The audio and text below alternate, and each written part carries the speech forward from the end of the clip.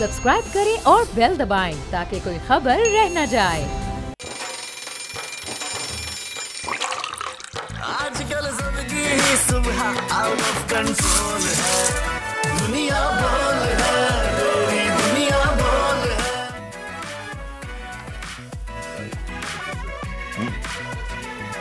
बिस्मिल्लाहिर्रहमानिर्रहीम, अस्सलाम वालेकुम Pakistan, good morning and welcome to दुनिया बोल है। मैं हूं आपकी होस्ट वर्दा शुएब और मेरे साथ हैं जी नाज़रीन, मैं हूं फ़हीम खान और आपको बताना चलूं कि मेरे पास आज एक खत भी है जिसे मैं प्रोग्राम के एंड में पढ़ूंगा। कल हमें खत देख चुके हैं, आप दूसरा खत आपने वो खत नहीं देखा, आपने सिर्फ और सिर्फ देखा था कि एक खत है और हमारे साथ जो शख्सियत एक और तीसरी शख्सियत मौजूद है, सबसे छोटी शख्सियत इस वक्त यहाँ पे मैं हूँ, तलहा जितोई, और यकीनन आज हम सरप्राइज की बात करेंगे। पहला सरप्राइज ये है कि वर्दा ने ऐसे कपड़े पहने हैं कि पीछे बना हुआ गार्डन उनके कपड़ों के साथ मिक्स हो गया। प्रोड्यूसर साहब सोलो दिखाइए वर्दा का फौरन से। सोलो पे आइए। ये देखें, दिल गार्डन हो गया। दिस इज फ्लावर्स भी हैं, आप ये देखें, नोट कीजिए, फ्लावर्स भी हैं। हाँ, फ्लावर्स भी हैं माशाल्लाह। देखें पीछे भी जो है, पीछे भी गार्डन सरप्राइज। अब इस वक्त मैं ये देखिए, ये भी सरप्राइज था कि दिल गार्डन हो गया। क्या आपके इनकी भी हो रही है लेकिन इतनी ज्यादा नहीं हो रही है। मेरी मैच नहीं हो रही। क्या आपके पास कोई खत है? मेरे पास खाते, लेकिन मेरे पास एक सरप्राइज है। अगर हम सरप्राइज की बात करें, ओके, देखें जी, अगर हम सरप्राइज की बात करें, सरप्राइज किसको पसंद नहीं आता। चाहे हम किसी को गिफ्ट दें, बर्थडे पे अगर अपनी बीवी को गिफ्ट दें, आप अपनी वाइफ को गिफ्ट दें, या फिर कोई दोस्त आपको गिफ्ट दे, या फिर कोई बहुत सालों बिछड़ा दोस्त आपसे अचानक से आके मिल जाए, तो आपको कितनी खुशी मिलती है कि उसका हम कोई एक्सप्लेनेशन नहीं दे सकते, हम एक्सप्रेस नहीं कर पाते कि हम कितना खुश होते हैं। लेकिन हर सरप्राइज जरूरी नहीं है कि खुशगवार हो। कभी कभी ये सरप्राइज आपके हरीफ को चित भी कर देता है, और इस वक्त पाकिस्तानी सियासत में ऐसे ही सरप्राइज की धूम मची है, जिसकी तवक्को गुज़िश्ता रोज से पीटीआई और खान साहब के चाहने वालों ने लगा रखी थी कि खान साहब ऐसा सरप्राइज देंगे कि ऑपोजिशन चित हो जाएगी। लेकिन क्या वो सरप्राइज मिला, इस पर भी बात करेंगे। लेकिन पहली नजर बड़ी खबर पर।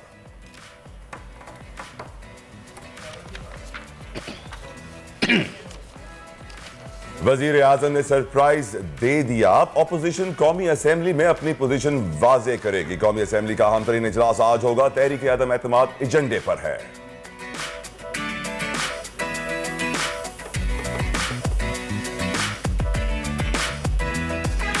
खानदान 1 एजाज 3। कराची की फैमिली के 3 बच्चों ने आईटी के शोबे में 3 एजाज अपने नाम करके मुल्क का नाम रोशन कर दिया।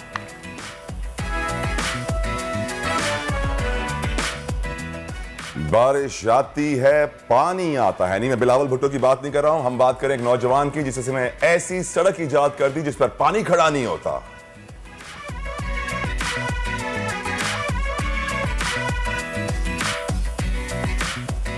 और टिकटॉक की छोटी सी स्क्रीन से बड़े पर्दे तक का सफर। जन्नत मिर्जा लॉलीवुड में एंट्री के लिए तैयार। तेरे बाजरे दी राखी ईद पर आ रही है। बेहतरीन टाइटल है ये, तेरे बाजरे दी राखी। इससे पहले कि हम कुछ सीरियस न्यूज़, कुछ लाइटर साइड हो, ये तेरे बाजरे दी राखी। Faheem, what is happening in the world bro? I think they are talking something about bajra. बाजरे की रोटी तो होती है, बाजरे की राखी जो है, अबे मेरा डोमेन है, रोटी वाला है डोमेन मेरा है। वो बिल्कुल आपका है। तो आप ही बता सकती है बाजरे की क्या-क्या चीज बन सकती है? बाजरे के कबाब बनते हैं, बाजरे की रोटी बनती है, बाजरा एज इन के कबूतर वगैरह बनता है, राब बनता है बाजरे का, या तो कबूतर बाजरा खाते हैं। लेकिन बाजरे की राखी अगर हम हिंदी वर्ड में देखें तो पहनने वाली राखी। मुझे लग रहा है आज बाजरा शायद कौमी असेंबली में भी इस्तेमाल हो जाएगा। मैं आपको एक मर्तबा फिर बता दूं कि हम यहाँ बाजरा कह रहे हैं, इसे प्लीज आप प्रोनाउंसिएशन में कोई गलती मत कीजिएगा। राइट, बाजरा जी। तो कुछ ट्वीट्स कल बड़े मशहूर हुए और लोगों ने जो है वो बहुत ज्यादा ट्वीट्स किए हैं कल के जलसे के बाद। तो आइए कुछ, लेकिन वो आगे चल के बिल्कुल डेफिनेटली जी, अब से कुछ ही घंटों में बड़ी खबर यही है कि कौमी असेंबली का अहम तरीन इजलास शुरू होने जा रहा है, जिसके एजेंडे में वजीर आजम इमरान खान के खिलाफ तहरीक आदम एतमाद सरे फहरिस्त है। इजलास का वक्त तो शाम का है, लेकिन इसकी अहमियत इतनी ज्यादा है कि गुज़िश्ता रात से ही इसकी हलचल महसूस की जा सकती है। जिस तरह पीटीआई ने गुज़िश्ता रोज इस्लामाबाद में पावर शो किया और उसकी कोशिश की, और उम्मीद यही थी कि खान साहब कोई बड़ा सरप्राइज देंगे, जिसका उन्होंने वादा भी कर रखा था। इसीलिए कल शाम से ही सरप्राइज के ऊपर ट्वीट्स आना शुरू हो गई और ट्रेंड करना शुरू हो गई। और वाकई इस जलसे में खान साहब की तकरीर के बाद लोग सरप्राइज हो गए, क्योंकि तवक्कुआत के बरक्स इसमें कोई ऐसी चीज अवाम को नजर नहीं आई। खान साहब ने कोई ऐसा कार्ड शो नहीं किया जिससे लगे कि खान साहब तहरीक अदम एतमाद नाकाम बनाने के लिए तैयार हैं। बस वही पुरानी बातें की गई कि मेरे पास कार्ड है और मैं कर दूंगा, और ऑपोजिशन पर प्रेशर डाला गया कि वो साजिश कर रहे हैं, हुकूमत गिराने का इल्जाम लगा दिया गया। इस इल्जाम के पीछे शवाहिद क्या है, इस पर भी बात करेंगे, लेकिन पहले अब बात कर लेते हैं कुछ मीडिया पर खान साहब के खिताब के बाद क्या हो रहा है। फहीम जी बिल्कुल, ट्वीट्स आ रहे हैं और आपको पता है कि जैसे ही इस किस्म का कोई खिताब होता है तो ये फेसबुक की कॉम, ट्विटरातीज, ये सारे सोशल मीडिया के जो कारिंदे हैं ये सब एक्टिव हो जाते हैं। पहली ट्वीट आई है कि जी जो लोग सरप्राइज का इंतजार कर रहे थे उन्हें सरप्राइज नहीं मिला, तो पीटीआई सपोर्टर्स की जानिब से पूछा जा रहा है आड़ा सीओ नहीं आया। ये तस्वीर किसकी है फहीम? ये अली जैदी साहब की नहीं है, ये नजम सेठी साहब के जो साहबजादे हैं अली सेठी, उनकी तस्वीर है, जो कि इस वक्त इंटरनेशनली ये चार्ट उनका 3rd रैंक पर है स्पॉटिफाई में। लेकिन जो ये अल्फाज हैं ये पीटीआई के सपोर्टर्स के हैं, क्योंकि सरप्राइज आना सी पर नहीं आया नहीं। आना सी ओ नहीं आया। ट्वीट है, नेक्स्ट ट्वीट की तरफ चलते हैं और ये देखें सरप्राइज यही है। आई थिंक सरप्राइज शायद यही है, लोग कहना चाह रहे हैं कि इतना बड़ा क्राउड उन्होंने इकट्ठा कर लिया, एक पावर शो कर लिया, जबकि ऑपोजिशन एक्सपेक्ट नहीं करी थी। ऑपोजिशन का कहना भी यही है कि सिर्फ 10,000 लोग आए या 4-5 हज़ार लोग आए, लेकिन देखा जा सकता है अगर इस्लामाबाद के टोल गेट की बात करें तो वो उन्होंने क्लियर बयान दे दिया है कि हिस्ट्री में ऐसा नहीं हुआ, इतनी गाड़ियां आई। बिल्कुल ऐसा ही है। तलहा अगला ट्वीट आया है, पैगाम पहुंच गया, हालात पहले जैसे नहीं रहेंगे, यही सरप्राइज था। भाई अगर यही सरप्राइज था तो इसमें सरप्राइज क्या था? इसमें सरप्राइज वाली बात क्या है? मतलब आप आके हर रोज एक ही बात को रिपीट करेंगे तो सरप्राइज क्या रहेगा? मेरे ख्याल में ये शॉक था, सरप्राइज नहीं था। इसे सरप्राइज, इसे शॉक कहते हैं। वो खत था क्या? सरप्राइज वो खत, सरप्राइज सिर्फ और सिर्फ एक खत है और उस खत के अलावा कुछ भी नहीं है। उस खत में क्या होना है? एक और ट्वीट आ गई है, Imran Khan repeating the history, Imran Khan waved the letter just as Zulfikar Ali Bhutto did in 1977, this is going to be turning point of Pakistan's politics, yet a surprise, now it's time to not let this man hanging like Zulfikar Ali Bhutto was hanged। लोग कह रहे हैं कि ऐसा ना हो कि वजीर आजम इमरान खान को भी जुल्फिकार अली भुट्टो की तरह लटका दिया जाए। फाइन, ये बहुत बड़ी बात है। खान साहब ने कहा है ये बात कि अब ये वक्त नहीं हो सकता जैसे भुट्टो के साथ हुआ, क्योंकि अब सोशल मीडिया का दौर है और वजीर आजम इमरान खान जब भी अपनी आवाम को पुकारते हैं तो बिलाशुबा आवाम सड़कों पर निकल आती है, लातादाद निकल आती है, और ये कल हम रिसेंटली देख चुके हैं। बिल्कुल सही है। लेकिन अगर आवाम की बात की जाए, तादाद की, तो तलहा आपने भी कल देखा होगा, वर्दा आपने भी देखा होगा कि अलीम साहब का जो चैनल है वो बता रहा है 3,000 लोग हैं। खान साहब को एक चैनल की बहुत बातें करते हैं, वहां कल रात को झगड़ा भी हो गया सिर्फ और सिर्फ फैक्ट्स के ऊपर बात करने पे। एक बड़े मशहूर सहाफी हैं, वो नाराज होकर ट्रांसमिशन से उठ के चले भी गए। लोग बात कर रहे हैं क्या हो रहा है क्या नहीं हो रहा। सेलुलर डेटा कंपनीज ने बताया है 0.6 से लेकर 0.8 मिलियन तक रिकॉर्ड किया गया है सेल फोन्स के जरिए कि लोग मौजूद थे इस्लामाबाद में। चले अगर बात उसको, एक मोबाइल में 4 सिम भी होती हैं, ये भी कहेगी पीडीएम, तो जितने लोग पीडीएम बता रहे हैं उतने कम भी नहीं थे, उससे ज्यादा थे, पर जितने हुकूमत बता रही है उससे कम थे। यानी लोग थे, इसमें कोई शक नहीं। पर बात यहां पर जो खान साहब ने की कि अब सोशल मीडिया का दौर है और मेरे साथ वो नहीं हो सकता जो भुट्टो साहब के साथ हुआ था। आपको नहीं लगता कि इट्स लाइक समथिंग के आप निजाम को नहीं बदल रहे, आप सिर्फ ये बता रहे हैं कि आप करके दिखाओ? देखिए फहीम, मुझे ऐसा लग रहा है कि या तो खान साहब एक पैगाम देना चाह रहे थे अपोजिशन को भी और इत्तेहादियों को भी कि देखें जब भी इत्तेहादी जो थे जिसे इधर उधर चले जाते हैं, हम पहले से भी देखते हैं कि हुकूमत के दौर में को जब भी जहां लोगों को लगता है कि हुकूमत इस तरफ है तो उस तरफ चले जाते हैं। लेकिन शायद ये एक पैगाम है कि अगर जिनको लगता था कि आवाम खान साहब से नाराज हो गई है या महंगाई की वजह से उनके साथ उनको सपोर्ट नहीं करती है, तो ये उनके लिए एक पैगाम खुला है कि देखें अभी भी आवाम अपने खान साहब के साथ था, वो उनको सपोर्ट कर रही है। सही, मैं आंसरिंग टू योर बात में पॉइंट ऐड करना चाहूंगा कि जब भी क्राउड एस्टिमेशन का जिक्र आता है, हर कोई अपना अपना नजरिया सामने रख देता है। जो पीटीआई का सपोर्टर होगा वो क्राउड बढ़ा देगा, जो पीटीआई का सपोर्टर नहीं होगा वो क्राउड घटा देगा। ये बहुत अफसोस की सूरत हाल है और सैडली हमारे चैनल्स भी इस पूरे सूरत हाल में हिस्सा बने हुए हैं। वो भी पार्टी बन जाते हैं, बायसनेस दिखाते हैं। इंडिपेंडेंट और neutral reporting is required at the moment, नहीं है हमारे मुल्क में। काश ऐसा वक्त आ जाए। खैर आगे बढ़ते हैं। इसी सारी सूरत हाल पर बात करने के लिए हमारे साथ मौजूद है वफाकी वजीर port and shipping Ali Zaidi साहब। अली जैदी साहब, thank you so very much for giving us your precious time. ये बताइएगा, पहला सवाल आपसे पूछूंगा, खान साहब ने इल्जाम लगाया है कि हुकूमत गिराने के लिए बैरूनी ताकतें मुलव्विस हैं, जिसका ऑपोजिशन भी हिस्सा है। कौन कर रहा है ये साजिश, कुछ बताएंगे? अमेरिका की जानिब से है या कोई और? देखिए, खान साहब ने जिसको इशारा दिया पूरी कौम बता भी देंगे। लेकिन अक्लमंद को इशारा काफी है और आप और आपके सुनने वाले मेरे ख्याल में। अच्छा चलें ज़ैदी साहब, कल बड़ा दिन है, तहरीक अदम एतमाद पेश की जा रही है, प्लान क्या है, कैसे नाकाम बनाएंगे आप लोग इस तहरीक को, ये बता दें। उन्होंने 172 लोग उन्होंने लाके खड़े करने, तो देखते हैं कौन 172 आएगा। अच्छा जय साहब ये बताइए कि खान साहब ने दावा किया है कि कल के जलसे के बाद सिर्फ हुकूमत के मुनहरिफ अरकान ही वापसी नहीं आएंगे, लेकिन बल्कि अपोजिशन की भी बात जो अरकान की गैरत जागेगी। गैरत खान साहब के खिताब से ही क्यों जागी जाएगी, या इसके लिए कोई और प्लान भी है आपके पास? खान साहब ने की बड़ी क्लियर थी, मेरे ख्याल में सबको समझ आ गई कि लोगों को थोड़ी क्लैरिटी चाहिए होती है और क्लैरिटी खान साहब ने इनको दे दी अल्हम्दुलिल्लाह। आप देखिएगा कि ये किस तरह ये ज़ैदी साहब, मेरी नज़र में लोगों को क्लैरिटी से और भी बहुत कुछ ज़्यादा चाहिए होता है। इस वक्त हालात बड़े कशीदे हैं, आगे बढ़ते हैं। ये बताएं, इशारों किनारों में ही बातें हो रही हैं, डायरेक्ट बात हो रही है, खान साहब ने भी इशारों किनारों में ही बातें की हैं, आप भी खुलकर कुछ नहीं कह रहे, ऐसे में अवाम कंफ्यूज हो रहे हैं। प्लीज उनको सही राह दिखाइए, सही ट्रैक पर लाइए। देखिए कुछ बातें होती हैं स्टेट सीक्रेट होती हैं, इशारों में बात की जाती है, और जैसे मैंने आपसे पहले अर्ज किया अक्लमंद लोगों को इशारा काफी है। और मैंने ये भी कहा कि मुझे इस बात का पूरा इल्म है कि आप हमारे अक्लमंद लोग बहुत कम है ज़ैदी साहब, आप सब बहुत अक्लमंद लोग हैं और आपको बिल्कुल क्लैरिटी है इसमें क्या है। कुछ बातें अनकही ऐसी होती है कि कहीं भी नहीं जाती। अच्छा जी ज़ैदी साहब ये बताइए कि अपोजिशन आज भी पावर शो करने जा रही है, लेकिन इस जलसे से पहले डीसी इस्लामाबाद इल्ज़ाम लगाया जा रहा है कि JUI ने सड़कें बंद करके मुआहदे के खिलाफ वर्जी की है। तो इन लोगों के खिलाफ कार्रवाई का कोई इरादा है अपोजिशन का? देखिए उनके साथ एक मुआहदा तय हुआ था कि वो अपना जलसा जुलसा करें, लेकिन रास्ते नहीं रोके।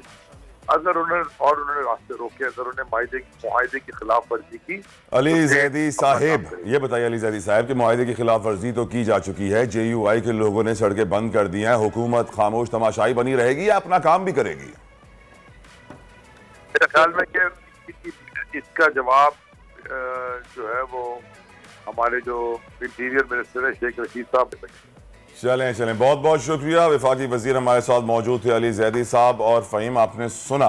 जी मैंने सुना, और मैं चाह रहा था, मैं आप लोगों की इस गुफ्तगू को इंटरप्ट नहीं करना चाह रहा था, पर मैं चाहता था कि मैं उनसे पूछूं कि क्या आपने वो ख़त पढ़ा है, देखा है, उसमें क्या लिखा हुआ है? अगर ऐसी कोई बात थी तो आप भी उसका जिक्र कर सकते थे कि कुछ है, या किसी तरफ इशारा किया जा सकता था। अभी हमारे पास कोई बात नहीं है करने के लिए, हमें सिर्फ और सिर्फ जो है वो कल आवाम को बुलाया गया है, उनसे डिस्कशन किया गया है। डिस्कशन क्या है, बल्कि एक स्पीच को रिपीट किया गया। बहुत अच्छी बात है जो कि 15 मार्च का दिन जो है वो इस्लामोफोबिया के खिलाफ एक मनाने के लिए बनाया जा रहा है, पर उसे बहुत ज़्यादा रजिस्टर करवा दिया गया है, तो ये कुछ समझ में नहीं आ सका। चलें जी हम चलते हैं और बताते हैं कि PTI की गुज़िश्ता रोज़ के जलसे के जवाब में PDM आज इस्लामाबाद में पावर शो करेगी। नून लीग का काफिला मरियम नवाज और हमजा शहबाज की क़यादत में आज रात इस्लामाबाद पहुंच जाएगा, उसका इम्कान भी है। लेकिन जबकि मौलाना के काफिलों की पहले ही इस्लामाबाद आमद शुरू हो चुकी है और वो रात गए अपने खिताब में वाज़े भी कर चुके हैं ये बात कि ये जलसा अब ठहरेगा नहीं बल्कि फैलेगा। तो जनाब इस बारे में बात करने के लिए हमारे साथ मौजूद हैं मिफ्ता इस्माइल साहब नून लीग से, तो आइए उनसे पूछते हैं। अस्सलाम वालेकुम जी मिफ्ता साहब, ये बताइएगा कि खान साहब ने अपोजिशन पर इल्ज़ाम लगाया है कि आप लोग बैरूनी साजिश का हिस्सा बन गए हैं, बाहर से पैसे लेकर हुकूमत के खिलाफ मुहिम चला रहे हैं, क्या वाकई ऐसा है? आज से 6 महीने पहले अक्टूबर में जब PDM ने अपने 23 मार्च के जलसे का ऐलान किया था तो खान साहब ने कोई बात नहीं करी थी। फिर उसके बाद पीपल्स पार्टी जब जलसे का ऐलान कर रही थी और फरवरी के अंदर, तो खान साहब ने कोई बात नहीं करी थी। हम तो 1 साल से खान साहब को हटाने की ये तहरीक में PDM को लेके चल रहे हैं, तो ये खान साहब को आज अचानक कैसे याद आ गया? और फिर अगर बात है सचमुच खान साहब भी समझते हैं कि कोई बैरूनी साजिश है माज़अल्लाह, तो फिर कौम के सामने ये रखें ना, फिर ये बात क्यों नहीं कर रहे? बताएं कभी तो आप कह रहे हैं कि लोगों ने पैसे ले लिए, कभी आप कह रहे हैं लोगों ने जमीन बेच दी है, कभी आप बोलते हैं बैरूनी साजिश है। तो लोगों के मिफ्ता सामने साहब यकीनन कुछ नेशनल सीक्रेट्स भी होते हैं। अभी हम अली जैदी साहब से बात कर रहे थे तो वो यही कह रहे थे कि नेशनल सीक्रेट्स होते हैं, इसीलिए कि इशारों में बात की जाती है और अक्लमंद के लिए इशारा काफी होता है। खैर ये बताइए, हुकूमत को महंगाई और मुआशी चैलेंजेस ने पहले ही घेरे में लिया हुआ है, पॉपुलैरिटी कम होती जा रही है, लेकिन जिस तरह आप लोग इस हुकूमत को गिराने जा रहे हैं, पीटीआई, क्या आपको लगता है आप कामयाब हो जाएंगे? ऐसा तो नहीं कि पीटीआई को एक नई जिंदगी मिल जाएगी आपकी सारी कैंपेन से? ये बात आपकी दुरुस्त है कि ये हुकूमत जिस किस्म की गवर्नेंस कर रही है, पाकिस्तान रोज का रोज दलदल में फंसता जा रहा है, और अगर ये हुकूमत को 1-1.5 साल और मिल जाता और ये मज़ीद दलदल में फंसा देती तो और भी बुरी शिकस्त होती इसको इलेक्शन में। ये बात 100% आपकी दुरुस्त है, लेकिन क्या हम ये जानते बूझते हुए कि हमारा मुल्क दलदल में जा रहा है जाने देते, इसलिए कि हमें इलेक्शन में ज्यादा बढ़तरी मिलेगी या ज्यादा हम शिकस्त दे सकेंगे? नहीं, ये हमारा कौमी फरीजा है कि जितनी जल्दी हो सके इमरान खान साहब से निजात हासिल करें और इस मुल्क को बेहतर करें, और ठीक है इलेक्शन में फिर चले जाएं। और इंशाअल्लाह ताला मुस्लिम लीग नून की तो ख्वाहिश यही है कि जल्द से जल्द इलेक्शन हो और उसके बाद आवाम जो है वो जाकर एक आज़ादाना। ये बताइए कि इस सारी सूरत हाल का फ़ायदा खान साहब को तो हो ही रहा है, लेकिन क्या अवामी हमदर्दियाँ वो समेट रहे हैं? भाई देखें, खान साहब हम समझते हैं कि पिछली मरतबा भी कोई आज़ादाना इलेक्शन से नहीं जीते। खान साहब 1997 से कोशिश कर रहे हैं लेकिन कभी इलेक्शन नहीं जीते, और हम इंशाअल्लाह ताला अगला इलेक्शन भी आसानी से जीतेंगे, लेकिन हम अपने मुल्क को दलदल में नहीं जाने देंगे। माशी दलदल के अंदर, करप्शन के तूफान के अंदर जो खान साहब धकेल रहे हैं रोज बरोज, इसलिए खान साहब को हटाना जो है, ये खान साहब अब सिक्योरिटी रिस्क हो गए। जिस किस्म की आज बहकी बातें करी हैं इन्होंने, जो खुद पसंदीदगी और खुद परस्ती के शिकार हैं खान साहब, इस टाइप के आदमी को आप कैसे रहने दे सकते हैं वज़ीर आज़म? ये बताएं मिफ्ता साहब, अगर ये हुकूमत चली जाती है तो नया सेटअप क्या होगा? और ऐसी खबरें भी हैं कि नून लीग ने परवेज इलाही को सीएम की पोजीशन ऑफर कर दी है, इस पे थोड़ी रोशनी डालिएगा। देखिए, अपोजिशन का जो एक पहला जो जिस निकात पे हम सब इकट्ठे हैं वो इमरान खान साहब से मुल्क को निजात दिलाना है और इमरान साहब को वापस भेजना है घर। उसके बाद ये बातें होंगी। ये कभी इम्कान है, कभी तवक्को है कि शहबाज शरीफ साहब जो है वो वज़ारत उस्मा को कुछ अरसे तक फ़राइज़ अंजाम देंगे। पंजाब के वज़ीर आला की मेरे ख्याल से अभी बातचीत हो रही है, हो भी सकता है कि चौधरी परवेज इलाही साहब वज़ीर आला बन जाए, हो सकता है कोई और। मतलब ये मिफ्ता साहब के अगर पीडीएम की काफ लीग से पंजाब की वज़ारत आला पर डील बन जाती है तो नून लीग को कोई भी एतराज नहीं होगा। Am I right?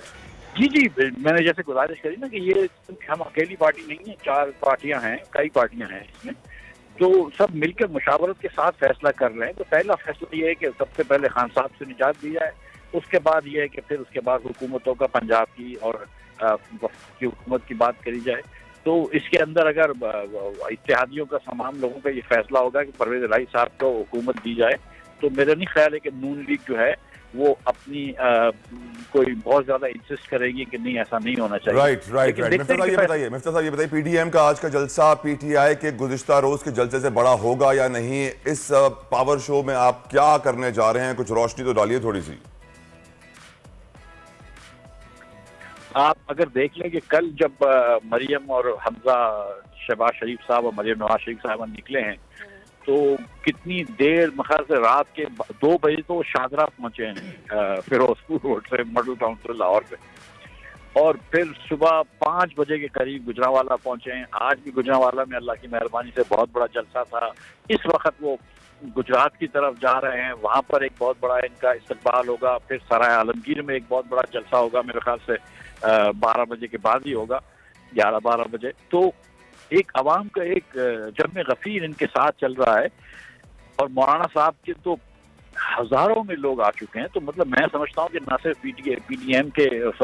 पीटीआई के ये इमरान खान साहब के जलसे से बड़ा होगा, बल्कि इससे डबल से ज्यादा बड़ा होगा। और खान साहब के जलसे में तो आपको पता है कि कुर्सियां दूर दूर लगाई गई हैं, 5600 तो कुल कुर्सियां लगाई गई हैं, और बहुत बहुत शुक्रिया। बहुत मिफ्ता इस्माइल साहब हमारे साथ थे। मुस्लिम लीग नून के सीनियर रहनुमा है फहीम एंड वर्दा। मेरा ये ओपिनियन है कि इस वक्त मुल्क में पॉलिटिकल पार्टीज इन जलसों पर करोड़ों नहीं अरबों रुपए खर्च हो रहे हैं। ऐसा ही है। इन्हीं अरबों रुपए से अगर वो एक सैलानी वेलफेयर या आलमगीर ट्रस्ट बना देते तो गरीबों का भला हो जाता और शायद अल्लाह उनसे राजी हो जाता। लेकिन इस वक्त पैसे वेस्ट किए जा रहे हैं, रिसोर्सेज वेस्ट की जा रही हैं। ये वो रिसोर्सेज हैं जो हमारे मुल्क के गरीबों के लिए ज्यादा इंपॉर्टेंट थी। बिल्कुल ऐसा ही है। अगर इन पैसों को बचा लिया जाता तो जो ये इल्जाम लगाया जा रहा है कि जी महंगाई हो गई है, इस पर शायद काबू पाया जा सकता था। और जहां तक मिफ्ता इस्माइल साहब की बात की जाए जो हमारे साथ अभी मौजूद थे, तो इनका गिला बनता है। इनका गिला इसलिए बनता है कि ये बच्चों के बड़े पसंदीदा बिस्किट बनाती है इनकी कंपनी, जिसका इन्होंने ये कहा था कि पहले इस पैकेट में 5 बिस्किट हुआ करते थे, अब 4 इसलिए होते हैं क्योंकि हुकूमत ने महंगाई कर दी है। तो बहुत जबरदस्त बात है सर। अगर ये पैसे जो कि पीडीएम धरने पे लगा रही है, अगर ये कंपनी पे लगा लिए जाते तो उन बिस्किट की तादाद दोबारा 5 हो सकती है। और काश इस तरह के पावर शो करने से अगर हुकूमत बन सकती या बिगड़ सकती तो क्या ही बात थी। तो आखिर में बात वही आ जाती है कि जितने पैसे अरबों खरबों ये इस पे खर्च करते हैं उससे क्या फर्क पड़ता है, ये तो वक्त ही बताएगा। लेकिन यकीनन दोनों पार्टीज, ऑपोजिशन भी, ट्रेजरी बेंच बड़े कॉन्फिडेंट नजर आ रहे हैं। दोनों का ये ख्याल है कि हम जीत जाएंगे, हमारा बड़ा पावर शो होगा, हमारा नोट कामयाब होगा, कायदे आजम जिंदाबाद होगा। But let's see what's gonna happen, time is going to tell. वक्त हुआ है एक ब्रेक का। लेकिन तलहा ब्रेक से जब हम वापस आएंगे तो जानेंगे कि क्या वाकई हुकूमत के सितारे गर्दिश में है।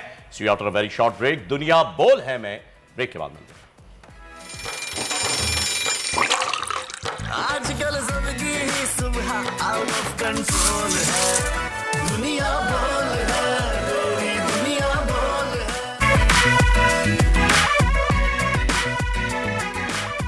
जी जनाब, welcome back after the break. आप देख रहे हैं दुनिया बोल है। और सियासी सूरत हाल इस वक्त कितनी गर्मा गर्म चल रही है, एक अजीब हलचल मची हुई है जनाब। तो वैसे तो यही लग रहा है कि हुकूमत सितारे गर्दिश में हैं, लेकिन क्या ये वाकई गर्दिश में हैं, ऐसा इसे जानने के लिए हमारे साथ मौजूद हैं लाहौर स्टूडियो में। लाइव हमने उनको लिया है एस्ट्रोलॉजर, फेमस एस्ट्रोलॉजर हैं सामिया खान। इनकी अक्सर पेशन गोइयाँ जो हैं वो बहुत सही साबित होती हैं। तो आइए देखते हैं कि वो आज क्या बताती हैं हुकूमत के बारे में। जी सामिया, अस्सलाम वालेकुम। जी वालेकुम अस्सलाम। जी कैसी हैं सामिया, बताइएगा कि बज़ाहिर तो लग यही रहा है कि हुकूमत सितारे गर्दिश में हैं, लेकिन क्या वाकई ऐसा है? बिस्मिल्लाहिर्रहमानिर्रहीम। सबसे पहले तो मौका देने के लिए बोल टीवी बहुत ज़्यादा शुक्रिया। और अगर आप लोग सिर्फ मेरे नाम से दिसंबर की, क्योंकि मैंने 28 चैनल्स के ऊपर वेरियस प्रोग्राम्स किए थे, कुछ 28 प्रोग्राम्स मैंने लगभग किए थे, और उस वक्त ये सिचुएशन बताई थी जो अभी आप मार्च के महीने में सरगर्म देख रहे हैं। तो हो तो वही कुछ रहा है, क्योंकि आपको अगर याद हो, क्योंकि बोल टीवी पे भी मैंने पेशगोइयां दी थी कि मार्च के महीने तक जो है खान साहब के लिए एक डिफिकल्ट टास्क रहेगा। 3 लोगों के गिर्द सितारों के घेरे तंग हो जाएंगे।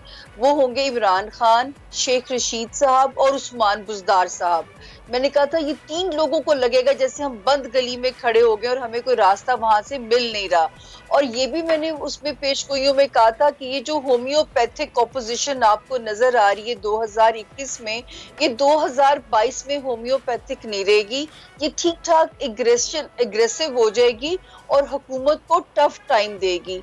और मार्च एंड तक मैंने बोला था कि अगर गवर्नमेंट सरवाइव कर जाती है, मेरे हिसाब से तो गवर्नमेंट वेंटिलेटर पे चली जाएगी। और ये वो वक्त होगा जब आप डॉक्टर्स कहते हैं ना कि दवा की नहीं दुआ की जरूरत है। सही। तो यहाँ पे मैं एक बात कहती हूँ कि everything is fair in life. Okay, अच्छा आवाज आ रही है? हेलो, कुछ भी नक्शा हेलो जी कुछ भी जो है। अच्छा सामिया, आपको आवाज आ रही है? मैं ये जानना चाह रहा था कि आपने सुना होगा निगाह मर्द मोमिन से बदल जाती हैं तकदीरें, तो और सितारों से आगे जहां और भी हैं, सितारों का इल्म आपके पास मौजूद है। क्या लग रहा है खान साहब की कल के जलसे के बाद, क्या सितारों ने अपनी चाल तब्दील की है? क्या ये वो मर्द मोमिन हैं जिनसे तकदीरें बदलने की उम्मीद की जा सकती है? क्या ऐसा माहौल बना है कल के जलसे के बाद? सितारों के हवाले से क्या कहेंगी आप? देखिए सितारे जलसों से सितारे नहीं बदलते, ये याद रखिएगा। आसमान पे जो नक्शा बन चुका होता है, तकदीर में कुछ चीजें अटल होती हैं। खान साहब ने जिस दिन से इक़्तिदार संभाला था, और मैं एक ही बात कहती थी कि किंग मेकर बनिए, किंग ना बनिए। इस मुल्क के जायचे में वजीर आजम का मनसब ऑलवेज कंट्रोवर्शियल रहा है, और मैं रिपीटेडली कहती रही हूँ कि इस मुल्क की बदकिस्मती है, या वजीर आजम नाअहल होते हैं या साबित कर दिए जाते हैं।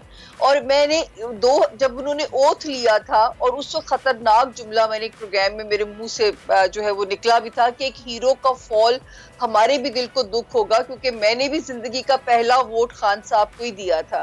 तो मुझे जो बात करनी है, मैं किसी की ख्वाहिश पे स्टेटमेंट नहीं दे सकती, मुझे इल्म की बुनियाद पे पेशकश अपनी प्रेडिक्शन बनानी है। क्योंकि जो है मैंने हमेशा से मुशर्रफ साहब का दौर हो, जरदारी साहब का दौर हो, नवाज शरीफ साहब की डिस्क्वालिफिकेशन की पेशगोई भी मेरी बहुत फेमस हुई थी, लेकिन मुझे इल्म की बुनियाद पे बनाना है। तो इल्म को मैं देखूं, सितारों को देखूं, तो वो तो 15 अप्रैल तक हवा उनके अगेंस्ट चल रही है। तो मुझे ये बताइएगा सामिया कि आपने बता तो दिया कि खान साहब के सितारों के बारे में गवर्नमेंट की कि अगर मार्च तक सरवाइव कर गई तो वेंटिलेटर पर चली जाएगी, लेकिन क्या अपोजिशन के सितारे उतने ही स्ट्रॉन्ग हैं? देखिए इस वक्त क्योंकि ये वाला साल जो है ये ऑपोजिशन को पॉप अप कर रहा था ना, सितारे उनको फेवर कर रहे थे, इसीलिए मैंने तो दिसंबर में कह दिया था कि खान साहब को कि इक़्तिदार बचाए, क्योंकि इक़्तिदार फिर भी अपनी साख बचाने की कोशिश करें, इक़्तिदार फिर भी मिल जाएगा नवाज शरीफ साहब की तरह, साख को डेंट ना पड़े आपकी।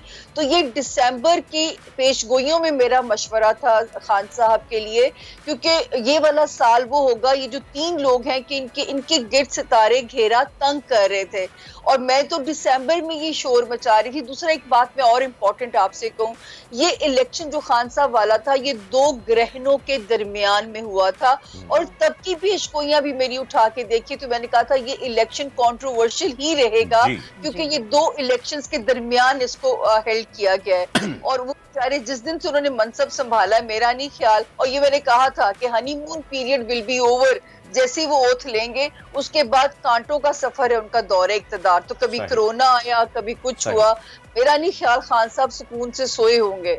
ओके, अच्छा सामिया, एक सवाल और आपसे करते चलें कि आपने बताया कि गर्दिश में है खान साहब के सितारे, और यकीनन जब किसी के सितारे गर्दिश में होते हैं तो कोई एक सितारा ऐसा होता है जो चमक रहा होता है आसमान पर, तो ये सितारा कौन सा होगा? क्या आपने इसके बारे में कोई स्टडी की है? कोई आपका इल्म जो है इस बारे में क्या कहता है? क्या ये बिलावल का सितारा है, या ये मरियम का है, या ये हमजा शहबाज का है, या कोई और सितारा है जो कि अचानक से सामने आएगा? फहीम खान का तो नहीं?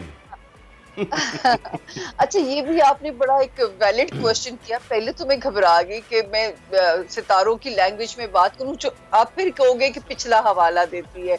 वो इसलिए दे रही हूँ कि आप लोग ये ना समझे कि मैं आजकल करंट सिनेरियो देख के ये पेशगोइयां बना रही हूँ। नो वे, ना मेरे पास कोई चिड़िया होती है ना कोई मुखबरी होती है। तो दिसंबर में जब लोगों ने हाइप क्रिएट की हुई थी कि मरियम नवाज साहिबा का सितारा बहुत बुलंदी पे जा रहा है, तो मैंने तब भी कहा था कि मरियम नवाज नहीं, इस फैमिली में से शहबाज शरीफ साहब का सितारा बहुत स्ट्रॉन्ग रहेगा।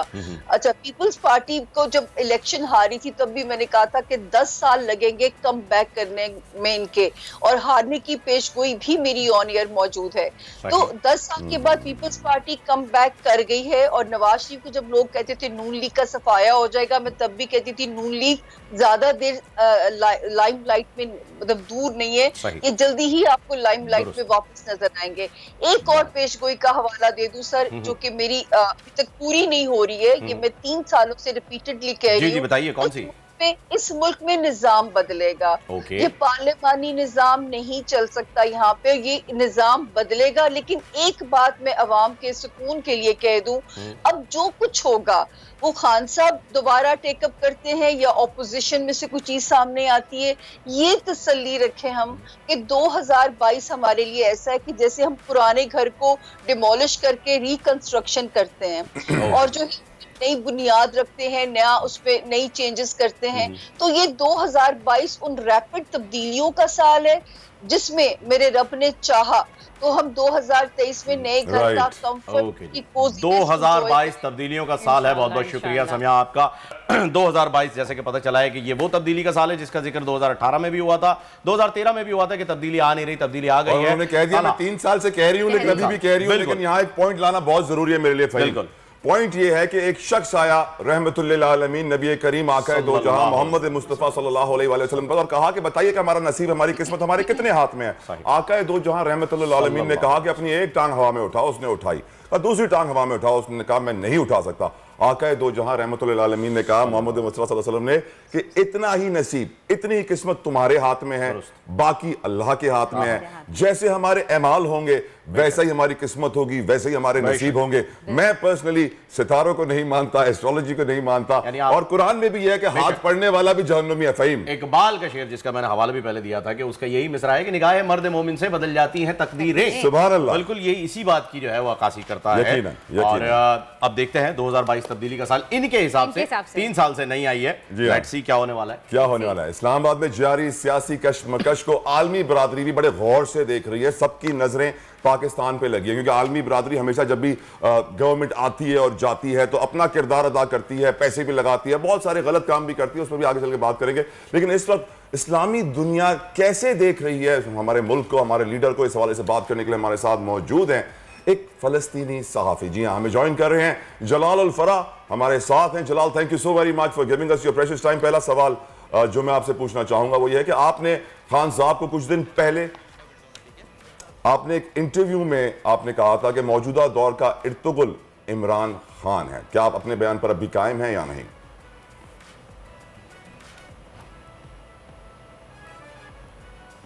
सर देखिए, सबसे पहली बात तो ये है कि इमरान खान साहब का जो मैं आपको कई चीज बताना चाहता हूं।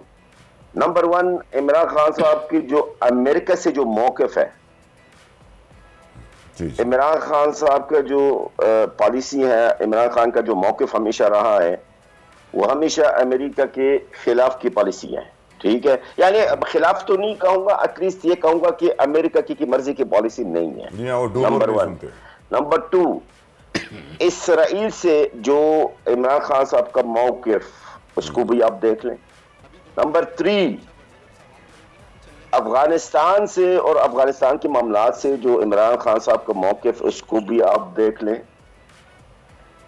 मदीना की रियासत की जो बातें हैं, आजकल के दौर में किसी में हिम्मत ही नहीं है कि वो इस्लाम का नाम बुलंद करने की कोशिश करे या इस्लाम के हक में कुछ कहने की।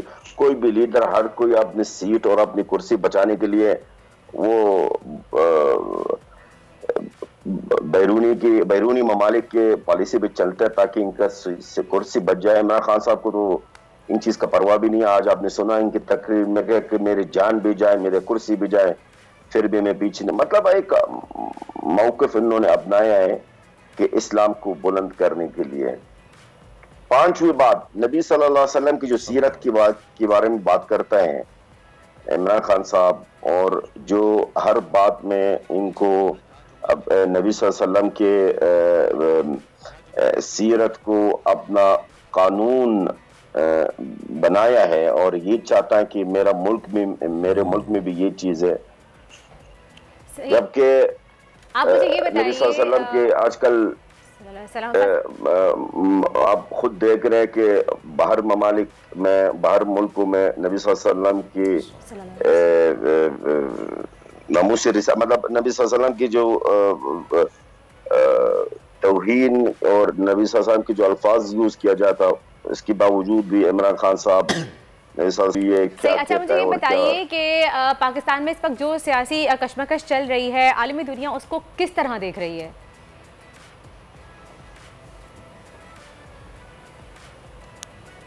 सर एब्सोल्युटली नॉट का जो लफ्ज है इसका बहुत बड़ा माना है। देखिए, मैं एक अमेरिका जो है ना, हमेशा अपना आपको एक बड़ा बादशाह सलामत समझता है ना। हमें कोई ना कहना वाला नहीं है। इनकी आदत ही नहीं है, इनको आदत नहीं है कि कोई इनको कहे कि एब्सोल्युटली नॉट। वो तो हमेशा के जी मेरा आगा, जी मेरा आका, जी मेरा आका, यही सुनना चाह रहा है ना वो। जब भी किसी को ऑर्डर देंगे तो सामने वाला का जवाब ये होनी चाहिए, जी मेरा आका हाजिर। अब इनको एक बंदा मिल गया इस पाकिस्तान का जो वजीर आजम है, वो इनको कह रहा, मुंह भी कह रहा एब्सोल्युटली नॉट, तो इनसे ये लफ्ज बर्दाश्त नहीं हुआ। ठीक है, तो ये भी वजह हो सकता है। और यकीनन बहुत बड़ी साजिश है बिल्कुल इमरान खान साहब के खिलाफ है।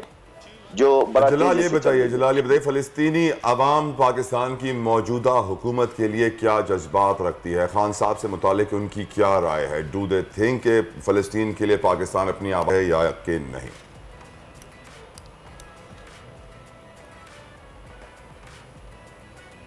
सर बिल्कुल, देखिए मैं आपको बताऊं, सिर्फ फलस्तीनी अवाम नहीं, जो भी गयूर, जो भी गीरतमंद मुसलमान इस जमीन पर बसता है, वो इमरान खान के लिए अच्छा जज्बा रखता होगा।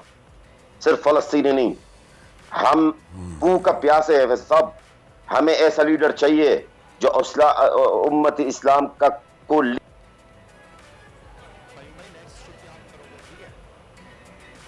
राइट। कोई टेक्निकल डिफिकल्टी है या कुछ टेक्निकली आ गई है, लेकिन जलाल उल फराम हमारे साथ थे। Thank you so very much Jalal, आपने अपना कीमती वक्त हमें दिया और उन्होंने वाज़ेह कर दिया कि इस खित्ते में जो भी मुसलमान है फ़हीम वर्दा दे लव इमरान खान। बिल्कुल ऐसा ही उन्होंने बताया है। लेकिन यहाँ मैं एक पॉइंट रेज करना चाहूँगा, जैसे कि जलाल साहब ने कहा कि मौजूदा दौर के अर्तुगरुल हैं इमरान खान साहब, तो अर्तुगरुल गाजी के जो ओरिजिनल डिसेंडेंट हैं तैयब अर्दोगान साहब, जिन्होंने दावा किया हुआ है, वो इजराइल के प्राइम मिनिस्टर के साथ एक कॉन्फ्रेंस में कुछ दिनों पहले ही मौजूद थे। तो मेरे ख्याल में हमें सियासत और ड्रामे को अलग रखना चाहिए और तारीख को तो बिल्कुल ही अलग रखना चाहिए, क्योंकि तारीख अपने आप को दोहराती है, ये बात हकीकत है।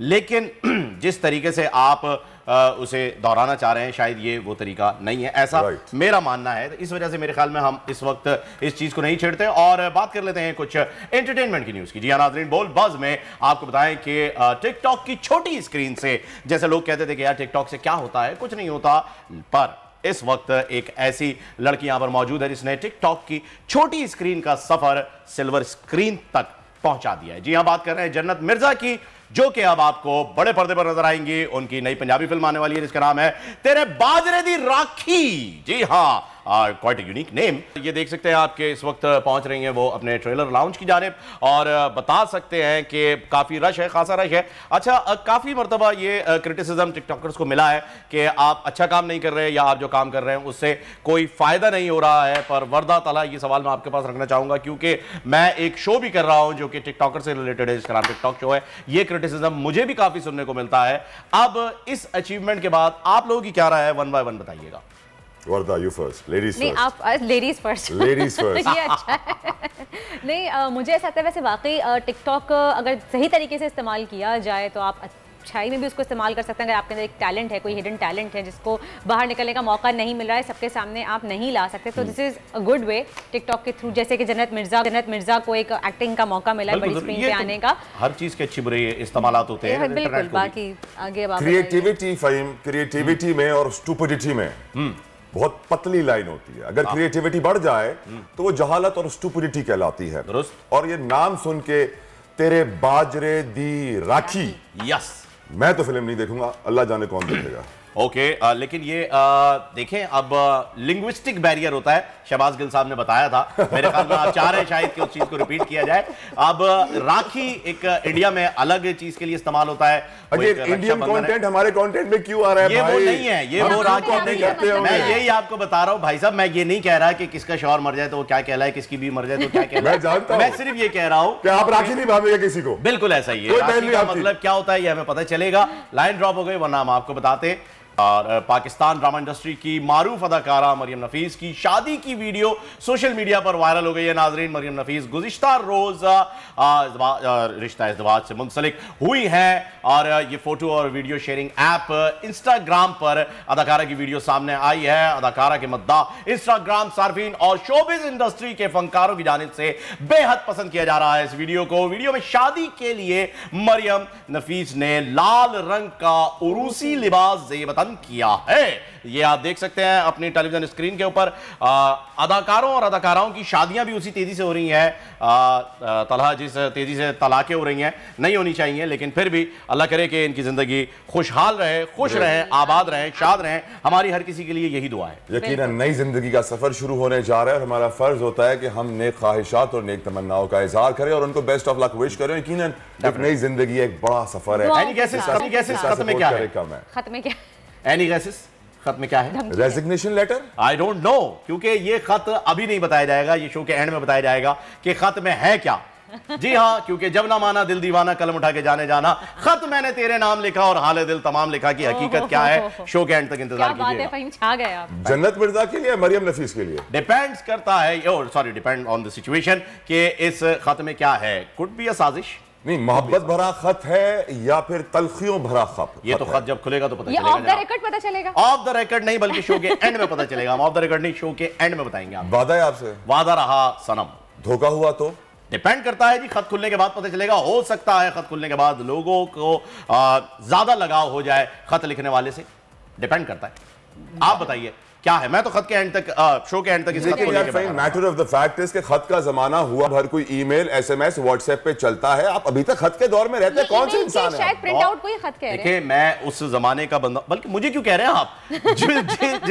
जो इन्वेंटर है इस चीज के, आप उनसे ये सवाल क्यों नहीं करते? मुझसे ये सवाल क्यों किया जा रहा है? देखिए, इस वक्त मुल्क को हर तरीके से एक महंगाई का सामना है और आपकी जो सोना बढ़ता चला जा रहा है, डॉलर महंगा होता चला जा रहा है, फॉरेन एक्सचेंज के रेट्स आपके सामने हैं, स्टॉक मार्केट गिरती चली जा रही है, हर चीज का हाल खराब हुआ है। तला आप लेके बैठे हुए इस खत की हकीकत, जो कि मैंने आपसे वादा कर लिया है कि शो के एंड में मैं आपको बताऊंगा।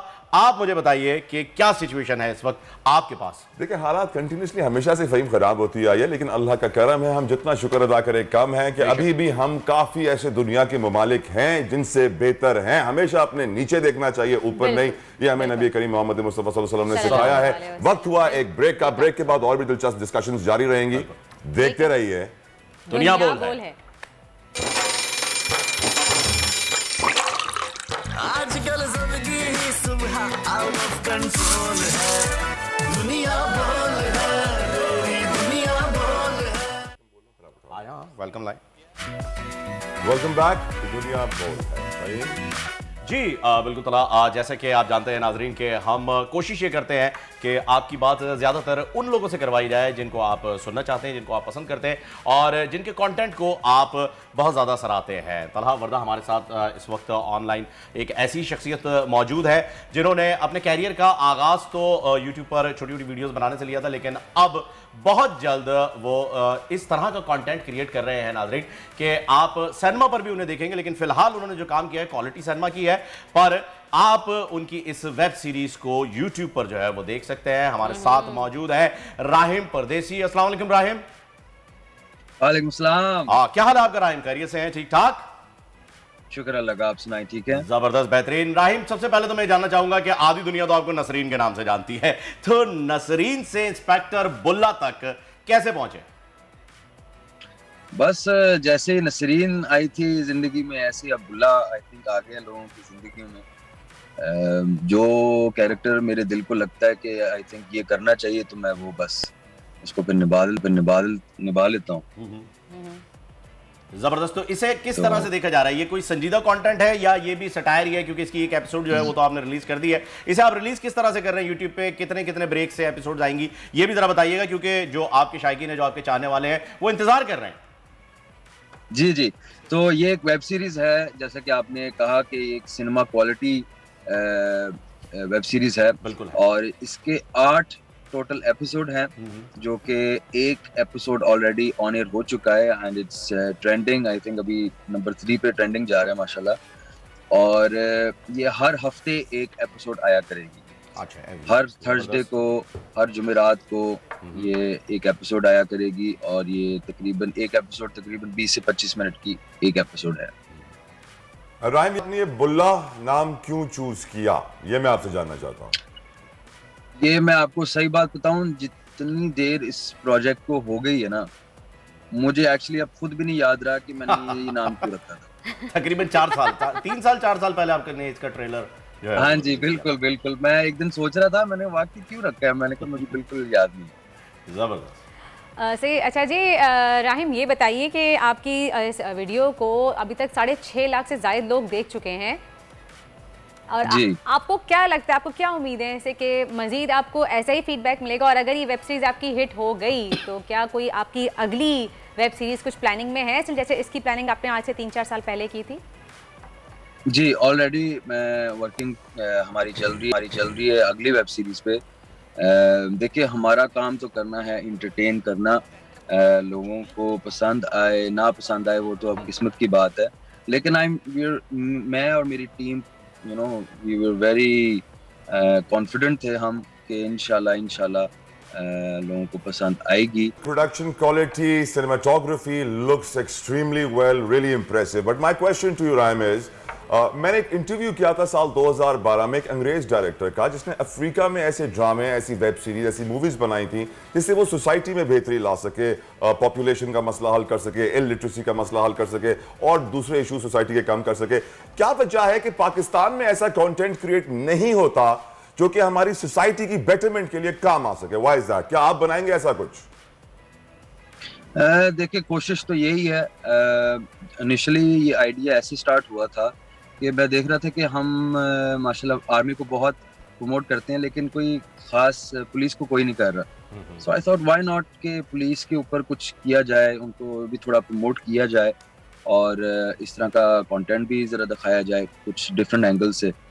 तो आई एम श्योर कि देखिए, मैं भी किसी से इंस्पायर हुआ एंड आई होप कि और लोग भी इसको देख के इंस्पायर हों और इस तरह की और कंटेंट बनाएं लोग। किससे इंस्पायर हुए आप, राहिम? कौन था वो पुलिस वाला? हाँ, किससे इंस्पायर हुए आप? आपने बताया मैं किसी से इंस्पायर हुआ, तो किससे इंस्पायर हुए?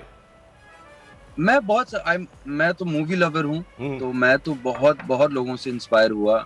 जब मूवीज देखता था तो मैं कहता था यार पाकिस्तान में ऐसा क्यों नहीं हो सकता, हम क्यों नहीं ऐसा कर सकते। दुरुस्त। तो बस मुश्किल था, ये सफ़र बहुत मुश्किल था, लेकिन बस हम पार कर गए और आई थिंक इंशाल्लाह अब और मज़ीद हमारी टीम के लिए अब इजी हो जाएगा, क्योंकि अब हमें वो पता लग गया है कि क्या करना है क्या नहीं करना। बिल्कुल।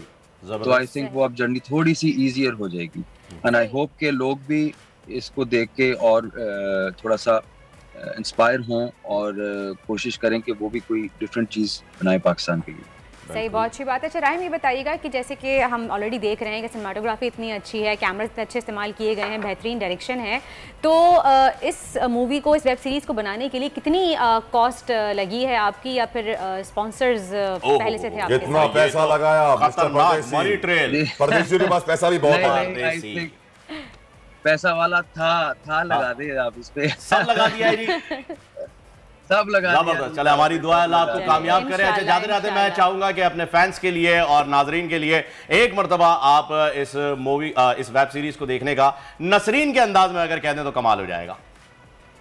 नसरीन के? हाँ, नसरीन है वो आ रही है मेरे ख्याल, उसकी रूह आ रही है मेरे अंदर। आने दे। तो नसरीन जो है ना, वो ये इस तरह ही कहेगी, हाइला वेब सीरीज आ गई है इंस्पेक्टर बुल्ला दी, जाके लाजमी देखना, ठीक है ना, क्योंकि ਉਹਦੇ ਵਿੱਚ मैं भी हीरो हां ना। वाओ, सही है जी, सही है। Very good, thank you so much, best of luck Rahim for your web series. और देखिए, इस तरह का कंटेंट बनना चाहिए था। मैं सपोर्ट करता हूं इस तरह के कंटेंट को, क्योंकि बहुत ज्यादा संजीदा पैगाम जो है वो अक्सर और बेशतर आप तंज़ो मज़ा के लिफाफे में ही पैक करके दे सकते हैं। कॉमेडी, ह्यूमर, तंज़ो मज़ा इज द हार्डेस्ट कंटेंट, सबसे मुश्किल कंटेंट होता है ये बनाना, लेकिन इसको जरूर बनाना चाहिए और जो बनाते हैं उनको सपोर्ट करना चाहिए। पाकिस्तानी सारे कंटेंट को सपोर्ट करना चाहिए, क्योंकि of course we love our country. और अब कुछ आगे बढ़े, फ़हीम अनवरदा? बिल्कुल, मुझे ऐसा ही लगता है बढ़ना। आगे बढ़ते हैं, आपको बताते हैं कि बारिश आती है तो पानी आता है, ज्यादा बारिश आती है ज्यादा पानी आता है। मैं बिलावल भुट्टो जरदारी की बात नहीं कर रहा, मैं किसी और की खबर लेकर आ रहा हूं आपके पास। खबर यह है कि पाकिस्तानी तालिब इल्म किसी से कम नहीं, दुनिया में जो लोग करते हैं वो हम पाकिस्तान में करके दिखाते हैं, और इस तालिब इल्म को हमने अपने साथ लिया हुआ है इस वक्त इस्लामाबाद स्टूडियो से। मोहम्मद मोमिन, वेलकम टू दुनिया बोल। Thank you so very much for giving us your time. अच्छा, ये बताइए, बड़ी अच्छी आपकी इन्वेंशन है, बहुत अच्छे आपके आइडियाज हैं, बेहतरीन तरीके से आपने इसको इंप्लीमेंट किया है, लेकिन ग्राउंड रियलिटी को देखते हुए मोमिन, क्या इसकी इंप्लीमेंटेशन हो सकती है? क्या ये हमारे मुल्क में इस्तेमाल होगा? हाउ एक्सपेंसिव इट इज, ये बड़ा जरूरी सवाल है। कितना महंगा है ये, बताइए मोमिन।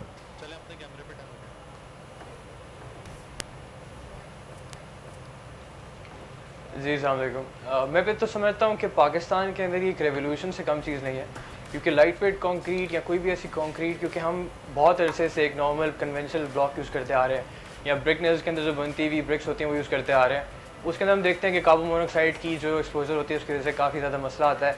लेकिन ये जो कंक्रीट है, परमेबल कंक्रीट होगी, लाइट वेट कंक्रीट होगी, इस तरह की नई इनोवेशन जो हैं वो पाकिस्तान के रेवोल्यूशन से कम नहीं है। इससे आपको इन्वायरमेंटल फ्रेंडली भी हैं, इससे आपको पूरी सोसाइटी को फ़ायदा मिलता है, इससे आपकी कॉस्ट सेविंग बहुत ज़्यादा है। आपको पूरे प्रोजेक्ट के ऊपर तकरीबन 40% 20% कॉस्ट सेविंग हो जाती है। तो अगर आपका मेगा प्रोजेक्ट है तो you can save of course millions and millions of course. यानी मोमिन, आप मुझे ये कह रहे हैं जो हम आम सड़कें बनाते हैं पाकिस्तान में उससे 40% कम खर्चा होगा अगर हम आपकी टेक्नोलॉजी यूज करें। Is that correct? वो इस तरह होगा बेसिकली कि जब आप एक कंक्रीट का वजन कम कर देते हैं तो उससे होता क्या है कि आप पूरी बिल्डिंग का वजन कम कर रहे होते हैं या टोटल स्ट्रक्चर का वजन कम कर रहे होते हैं। उससे बेसिकली आपके मकान या बिल्डिंग के अंदर लगने वाला सरिया कम हो जाता है, उसमें लगने वाला जितना भी काम होता है, रिवर्क होता है, वो कम हो जाता है। उसके अंदर आपकी पाइपिंग, एचवैक सिस्टम, आपके जो चिलर सिस्टम होते हैं, क्योंकि इसका एक बड़ा मेन फैक्टर या मेन प्रॉपर्टी ये है कि इसके अंदर थर्मल इंसुलेशन बहुत अच्छी होती है। तो थर्मल इंसुलेशन की वजह से आपको नंबर ऑफ चिलर्स जो कि लाखों रुपए खर्चा आता है एक बड़े मॉल्स के अंदर, वो आपको नहीं करना पड़ता। तो it's a very useful thing of course for the environment as well as for the clients. Okay अच्छा मोमिन, मैं ये जानना चाहूंगा, आपने बहुत ही ज़बरदस्त इन्वेंशन किया है, कॉस्ट सेविंग भी ये आ रहा है, पर यहाँ जिस हिसाब से कराची में बारिशें होती हैं तो यहाँ सड़क बनने के बाद जब बारिश हो जाती है तो खड्डे रह जाते हैं जहाँ कहीं कहीं सड़क होती है। इसका इल्ज़ाम दिया जाता है सबसे पहले सीवरेज सिस्टम को। आपकी टेक्नोलॉजी यूज़ करके अगर हम सड़क बनाते हैं तो क्या उसकी प्रायोरिटी भी पहले हमें अपने सीवरेज सिस्टम को दुरुस्त करना होगी या उसके दुरुस्त किए बिना इस टेक्नोलॉजी पर जाया जा सकता है?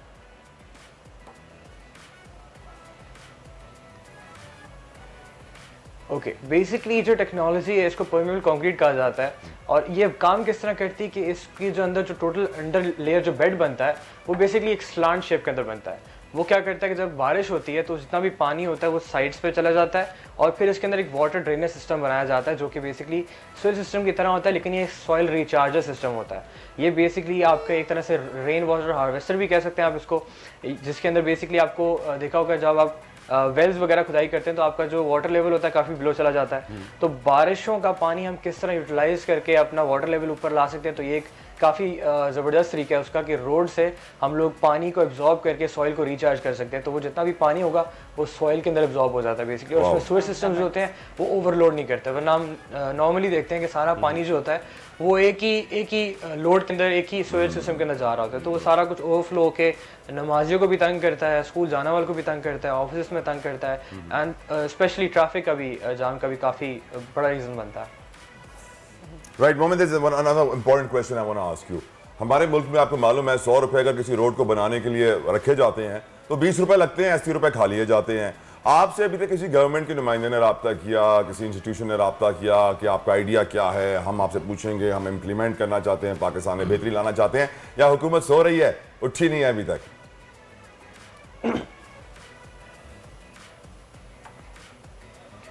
जी गवर्नमेंट लेवल पे मुझे मिनिस्ट्री ऑफ साइंस टेक्नोलॉजी ने काफ़ी इस पर ऑनर किया है, और गवर्नमेंट पे और भी काफ़ी लोग हैं जो मुझे इस पर ऑनर कर रहे हैं ऑफ कोर्स, क्योंकि एक नई चीज़ है, नई लोग हैं ऑफ कोर्स, काफ़ी ज़्यादा सपोर्ट करते हैं। इसके अलावा प्राइवेट सेक्टर भी मेजरली मुझे बहुत ज़्यादा सपोर्ट है। प्राइवेट सेक्टर में काफ़ी ऐसी कंपनीज़ हैं जो कि इस चीज़ पे काम कर रही हैं, अपनी बिल्डिंग्स बना रही हैं, तो of course they need a material जो कि इको फ्रेंडली हो, एफिशिएंट हो, जो उनके क्लाइंट्स के लिए बेहतर हो। तो ऑफ कोर्स एक रेवोल्यूशन एक तरह से कह लें हम स्टार्ट कर रहे हैं।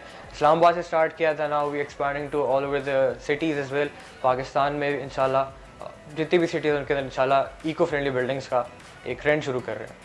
Right Mohammad Momin, all the best to you. हमारी दुआएं आपके साथ हैं, आपने हमारा सर फखर से बुलंद कर दिया है, और मेरी ये दुआ है कि आप जैसी इन्वेंशंस और भी पाकिस्तान भर में करते रहें, क्योंकि हमारा यूथ हमारा मुस्तकबिल है, मुस्तकबिल के मेहमान हैं, और जो वो इन्वेंट कर रहे हैं, नई टेक्नोलॉजी ला रहे हैं, पाकिस्तान को बेहतर बनाना चाह रहे हैं, खुदारा हुकूमत वालों इनका साथ दो, इनकी मदद करो। This is what they need, this is the need of the time. बहुत जरूरी है। और इस तरह की सड़कें बनेंगी तो बेशक हम ये भी अपना एक जो हमारा गम का इजहार करते हैं, जहाँ भी जाएं सड़कें इतनी खड्डे होते हैं, टूटी हुई होती हैं, तो शायद, और इसका सबसे बड़ा मसला यही कहा जाता है कि जहाँ पानी जमा हो जाता है, क्योंकि बारिश का पानी बहुत ज्यादा आता है, और डामर को खोल देता है। अच्छा, यहाँ पर सड़कें कम होती हैं, खड्डे ज्यादा होते हैं, ये कहना गलत होगा स्पेशली कराची के लिए कि यहाँ सड़क पे खड्डा है, बल्कि यहाँ खड्डे पर कहीं कहीं सड़क वाक़या है। खैर मोमिन की इस इजाद से एक नुकसान हो सकता है, पर वो नुकसान हमें कबूल है कि जी कागज़ की कश्ती जो है वो बारिश के पानी में नहीं चल पाएगी। चलें जी, अब इस तरीके से आपकी एक और मुलाकात करवाते हैं हम आपकी एक ऐसे ख़ानदान से जहां एक से बढ़कर एक काबिल और ज़हीन बच्चा मौजूद है। फिर चाहे वो कम उम्र तरीन माइक्रोसॉफ्ट प्रोफेशनल का एजाज़ हो, या फिर कम उम्र तरीन सिस्को सर्टिफाइड नेटवर्क एसोसिएशन हो, या फिर CCNA सर्टिफिकेशन हो, IT के शोबे में इस ख़ानदान के बच्चों ने धूम मचा रखी है। 4 साल की अरीश फातिमा, 7 साल की आयश फातिमा और 11 साल के मुस्तफ़ा उसामा ने एक बहुत ही ज़बरदस्त धूम मचाई हुई है। IT फील्ड में उन्होंने एक बहुत अच्छी रिकॉर्ड कायम किया है, सर्टिफिकेशन हासिल की है। इसी सिलसिले में बात करने के लिए हमारे साथ मौजूद हैं राव अफनान हैं, और उससे पहले हम उनकी रिपोर्ट देखते हैं।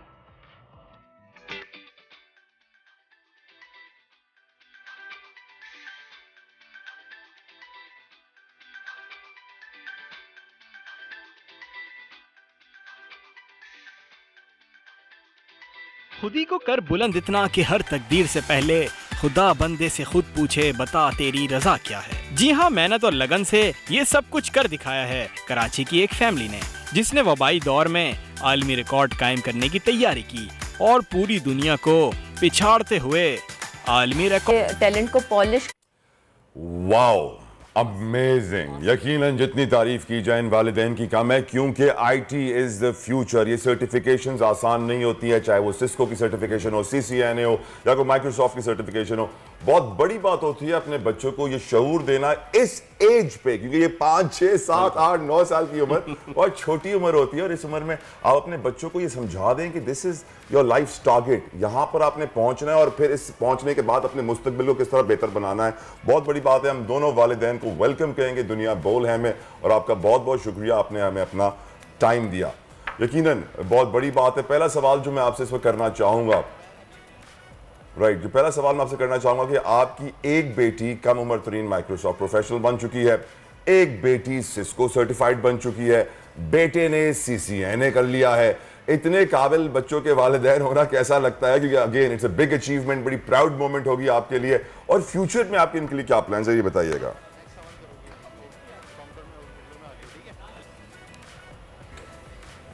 एज अ पेरेंट इस दुनिया में सबसे बड़ी खुशी अपनी औलाद की, इस दुनिया में सबसे बड़ी जो खुशी है वो अपनी औलाद की सक्सेस देखना है। No doubt. और as a parent we feel so proud कि हमारी औलाद को इज़्ज़त में नाम मिला है, कि कोई ऐसे कामों में नहीं मिला। पढ़ाई के मुताल्लिक इनका नाम रोशन हुआ है और इन्होंने पाकिस्तान के लिए काम किया है, और बहुत अच्छा लगता है। इसकी कोई हम एक्सप्रेस नहीं कर सकते कोई इस फीलिंग्स को, we can't express that feeling. अच्छा बताइए कि बीइंग अ मदर, मुझे खुद ही पता है कि बच्चों को बड़ा मुश्किल है पढ़ाई की तरफ राग़िब करना, लेकिन आप मुझे ये बताइए कि एज ए पेरेंट्स आपने बच्चों को इस मकाम तक पहुंचाने के लिए कितनी मेहनत की है? एज अ मदर अभी मुझे लगता है जितनी भी मेहनत की है वो बहुत कम है, और भी मेहनत करी जा सकती है, इससे ज़्यादा मेहनत भी हो सकती है। मगर हाँ, ये कि मैंने अपना से कोशिश की है कि मैं अपना 100% दे सकूं, और लेकिन अभी भी शायद थोड़ा अगर मोबाइल और अगर अपनी थोड़ी सी लाइफ अगर और थोड़ी सी कम करके इनको ग्रो कर सकते। लगता है कि माँ बाप का जो है ना कंट्रोल ज्यादा रहा है, जिसकी वजह से पहले दोनों सवालों के जवाब उन्होंने दिया। मैं जरा वालिद से भी पूछ लूँ, उस बेचारे ने बड़ी मेहनत की होगी। अच्छा उमैर, ये बताइए कि आप क्या करते हैं, आपका बैकग्राउंड क्या है, किस प्रोफेशन से आप जुड़े हैं और क्या एक्सपर्टीज आप रखते हैं?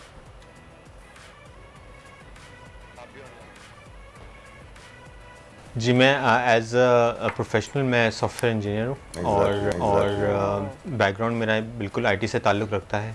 और एज अ पेरेंट मुझसे पूछा जाए तो मुझे इनिशली बहुत ऐसा लग रहा था कि शायद नहीं कर पाएंगे बच्चे, क्योंकि मैं शायद प्रोफेशनल लेवल पे या उस लेवल पे देख रहा था कि चीज़ें मैंने देखा है लोगों को जो किस तरह मेहनत से और किस तरह वो स्ट्रगल करके रातों रात यानी कि वो परेशान रहते थे कि मैं किस तरह पेपर दे सकेंगे। लेकिन माशाल्लाह से शायद मैंने अपने बच्चों को वो इस तरह जज नहीं कर पाया जितना जैसे वाइफ ने जज किया। और अल्हम्दुलिल्लाह मैं बहुत प्राउड फील करता हूँ कि मेरे बच्चे इस तरह जो हैं वो कामयाब हुए हैं और इस तरह मुल्क का नाम रोशन किया, जिससे बहुत बहुत राइट, बहुत बहुत आप दोनों का आपने अपना कीमती वक्त हमें दिया। उम्मीद करते हैं कि आप जैसे वालिदैन पाकिस्तान में सारे बच्चों को मिले। आगे बढ़ते हैं और एक बड़ी खबर, ब्रेकिंग न्यूज आप तक पहुंचाने के लिए। खबर यह है कि विफाक के बाद ऑपोजिशन ने पंजाब में भी महाज संभाल लिया है। पंजाब असेंबली में वजीर आला के खिलाफ तहरीक अदम एतमाद जमा करा दी गई है। राना मशहूद और समीउल्लाह खान ने अदम एतमाद असेंबली सेक्रेटेरिएट में जमा करवाई है। तहरीक अदम एतमाद पर 100 से जायद ऑपोजिशन अरकान के दस्तखत मौजूद हैं और तहरीक अदम एतमाद जमा होने पर स्पीकर 14 दिन में इजलास बुलाने के पाबंद है। आरिफ मलिक हमारे साथ मौजूद है, हमारे नुमाइंदे। आरिफ, अपडेट कीजिएगा सूरत हाल पे। पंजाब के अंदर भी तहरीक अदम एतमाद जमा करवा दी गई है और ये तहरीक अदम एतमाद जो है राना मशहूद और समीउल्लाह खान ने जमा करवाई है। इसके अंदर पीपल्स पार्टी और PMLN के 100 अरकान के दस्तखत मौजूद हैं और इस अदम एतमाद को 7 दिन के अंदर टेकअप किया जाएगा और इसमें कहा गया है कि जल्द से जल्द जो है वो पंजाब असेंबली का इजलास तलब किया जाए और इसके बाद तहरीक अदम एतमाद पर जो है वोटिंग करवाई जाए। तो ये वज़ीर आला पंजाब के खिलाफ तहरीक अदम एतमाद जो है अपोजिशन ने जमा करवा दी है और ये पीपल्स पार्टी और नून लीग ने मिलकर जमा करवाई है तहरीक अदम एतमाद और आज ये तहरीक अदम एतमाद जमा होगी और 7 दिन इसके ऊपर वोटिंग करवाई जा सकती है जो रूल्स के मुताबिक है। अब पंजाब असेंबली के स्पीकर जो है चूंकि परवेज अलाई है वो किस दिन इजलास बुलाते हैं क्योंकि रिक्विजिशन जो है वो जमा करवा दी गई है। अब ये देखना ये होगा कि स्पीकर पंजाब असेंबली कब इजलास बुलाते हैं और कब ये टेकअप होगी और उसके बाद ये तहरीक अदम एतमाद के ऊपर जो है वोटिंग किस दिन बुलाते हैं। तो ये तो प्रोसेस जो है 7 दिन इसके ऊपर लगेंगे और उसके बाद फैसला होगा कि आया कि कितने अरकान अपोजिशन के साथ हैं और कितने अरकान हुकूमती अरकान के साथ हैं। तो ये क्योंकि तहरीक अदम एतमाद अपोजिशन ने जमा करवाई है तो इन्हें तादाद पूरी करना जो है अपोजिशन का अब काम होगा क्योंकि तहरीक अदम एतमाद जो है वो अपोजिशन की दोनों जमातों ने जमा करवाई है। जी राइट, ये बताइएगा आरिफ साहब कि अगर लेट से एक सिनारियो आपके सामने रखता हूँ कि वजीर आजम इमरान खान तहरीक अदम एतमाद में नाकाम हो जाते हैं और वोट ऑफ कॉन्फिडेंस नहीं ले पाते हैं, अगर प्राइम मिनिस्टर को वोट ऑफ नो कॉन्फिडेंस मिल जाए तो क्या फिर भी चीफ मिनिस्टर पंजाब के लिए वोट ऑफ नो कॉन्फिडेंस होगा या नहीं? जी ये नो कॉन्फिडेंस की क्योंकि मोशन मूव हो चुकी हुई है और ये अब रिक्विजिशन जमा हो चुकी हुई है। अब इजलास स्पीकर तलब करेगा। इमरान खान का इस और वफाक का इससे कोई ताल्लुक नहीं क्योंकि पंजाब असेंबली है और इस असेंबली के ऐवान को चलाने के लिए एक वज़ीर आला मौजूद है और स्पीकर मौजूद है। इनका अपना एक राइट ऑफ वोट है तो इसलिए इसका वफाक का ताल्लुक नहीं है क्योंकि अब ये अपोजिशन ने एक तरीके में जमा करवाई है तो इसके अंदर स्पीकर अब इजलास बुलाएंगे। लेकिन अगर इमरान खान वजीर आजम नहीं रहते तो सारी असेंबलियां क्या तहलील नहीं हो जाएंगी आरिफ? नहीं, ये सारी असेंबली तहलील नहीं हो सकती क्योंकि असेंबली अपना एक असेंबली का वोट होता है और असेंबली के अपनी एक तरीकाकार होता है। जब अगर वफाक अगर कहेगा अगर क्योंकि असेंबली जो है के अंदर जैसे अगर यहाँ का वजीर आला है तो यहाँ का इख्तियार जो है वजीर आला के पास है ना कि इमरान खान के पास है। वफाक के अपनी एक असेंबली है वफाक। राइट, आरिफ ये बताइए उस्मान बुज़दार की वजह से PTI के अपने गहरे दोस्त वजीर आजम को अकेला छोड़ रहे हैं। इस वक्त उस्मान बुज़दार का कितना पॉपुलैरिटी स्टेटस है, कितने वो मशहूर हैं और कितने इस वक्त MPs उनके साथ हैं? जी वज़ीर आला पंजाब क्योंकि उस्मान बुज़दार के ऊपर पार्टी के अंदर ही बड़े तहफ़्फ़ुज़ात थे, उन्होंने भी की है। पिछले रोज कई जो नाराज अरकान थे उनसे भी मुलाकातें की हैं, तरीन ग्रुप के लोग भी थे उनसे भी मुलाकातें की हैं, लेकिन लगता है वो मुलाकातें मौसर साबित नहीं हुई और जो अपोजिशन की मुलाकातें रही हैं तरीन ग्रुप के साथ और तहरीक इंसाफ के कुछ नाराज अरकान के साथ वो लगता है मौसर साबित हुई हैं। और यहाँ पर जो फर्क नजर आ रहा था वो 10 से 15 या 20 वोटों का फर्क था। इससे पहले जो यहाँ पे PMLN की जो वो तादाद है वो 162 के करीब है और पीपल्स पार्टी के यहाँ पर 8 है। तो ये कुल मिला के 170 के करीब तो अपोजिशन के अरकान मौजूद हैं, लेकिन इन्हें ज्यादा से ज्यादा 10 से 15 वोटों की जरूरत थी और वो तरीन ग्रुप के लोग भी मौजूद हैं और कुछ PTI के नाराज अरकान ऑलरेडी मौजूद थे जो वजीर आला पंजाब उस्मान बुज़दार के खिलाफ खड़े होते उन्हें चेंज करने के हवाले से काफी अर्सा पहले से वो तरीक चला रहे थे, लेकिन अब वो PMLN के साथ हैं और उनकी ये ख्वाहिश है कि नया वजीर आला जो है वो चेंज किया जाए क्योंकि इत्तेहादी जो काफ लीग है उन्हें भी नून लीग ने वजारत आला की पेशकश की है और लगता है ये है कि उन्होंने वो पेशकश कबूल कर ली है। अब स्पीकर इजलास बुलाना है और तब उसके बाद वोटिंग होगी। अब क्योंकि इससे पहले जो बातें हो रही थी कि कुछ अर्सा जो है वो जो काफ लीग है उन्हें वज़ारत पंजाब जो अपोजिशन ऑफर नहीं करवा रही, लेकिन अब राइट आरिफ इस वक्त हमारे साथ टेलीफोन लाइन पे ब्यूरो चीफ लाहौर खबर अब्बास मौजूद हैं। खबर साहब, इस वक्त एक्सक्लूसिव फुटेज हमारी स्क्रीन पे चल रही है जिसमें देखा जा सकता है कि राना मशहूद ने तहरीक अदम एतमाद वज़ीर आला पंजाब उस्मान बुज़दार के खिलाफ सेक्रेटेरिएट में जमा करा दिया। अपडेट कीजिएगा सूरत हाल से सर। बिल्कुल कल्ला साहब, ये बड़ी अहम पेशरफ है। गुज़श्ता रोज बड़ी अहम मुलाकात हुई है इत्तेहादी जमात जो है हुकूमत की मुस्लिम लीग काफ और मुस्लिम लीग नून के रहनुमा के दरमियान, जिसके जो शाज़ैन भुगती हैं उन्होंने भी जो हुकूमत से इलेक्ट्री का ऐलान कर दिया था। उसके बाद सूरत हाल बड़ी गूंग मगूंग का शिकार थी और सुनने में ये भी आ रहा था कि हो सकता है कि इन सारे मामला से कबल जो है वो पंजाब हुकूमत कोई अपना सियासी पत्ता खेलने की कोशिश करे। उससे पहले जो है कदम आगे बढ़कर अपोजिशन ने आज तहरीके अदम एतमाद जमा करवा दी है वज़ीर आला पंजाब सरदार उस्मान बुज़दार के खिलाफ 122 तकरीबन आदमी के जिनके वक्त मौजूद है और 6 पीपल्स पार्टी से हैं और इन अफराद ने जो है वो अपोजिशन की जानिब से ये तहरीके अदम एतमाद जमा करवाई है सेक्रेटेरिएट में, जिसमें लिखा गया है कि अब जो है वो ऐवान का एतमाद नहीं रहा वज़ीर आला पंजाब सरदार उस्मान बुज़दार पर। और सूबे के राइट खबर साहब, आपका बहुत बहुत शुक्रिया। यकीनन पाकिस्तान तहरीक इंसाफ अभी ये एक तहरीक अदम एतमाद से निकली नहीं थी कि दूसरी तहरीक अदम एतमाद वज़ीर आला पंजाब के लिए भी आ गई। सही, बिल्कुल ऐसा ही है और इस पर डिटेल में बात करेंगे हम नाज़रीन आपके साथ। अभी वक्त हुआ एक वक्फे का, दुनिया बोल है में आपसे मुलाकात होगी एक छोटे से वक्फे के बाद। आजकल सबकी ही सुबह आउट ऑफ कंट्रोल है, दुनिया बोल है, मेरी दुनिया बोल है। वेलकम बैक टू दुनिया बोल है और दुनिया बोल है में हम बात करेंगे अब उतार चढ़ाव की। इस सेगमेंट में हम बात करते हैं इकोनॉमी की, स्टॉक मार्केट्स की, कमोडिटी मार्केट्स की।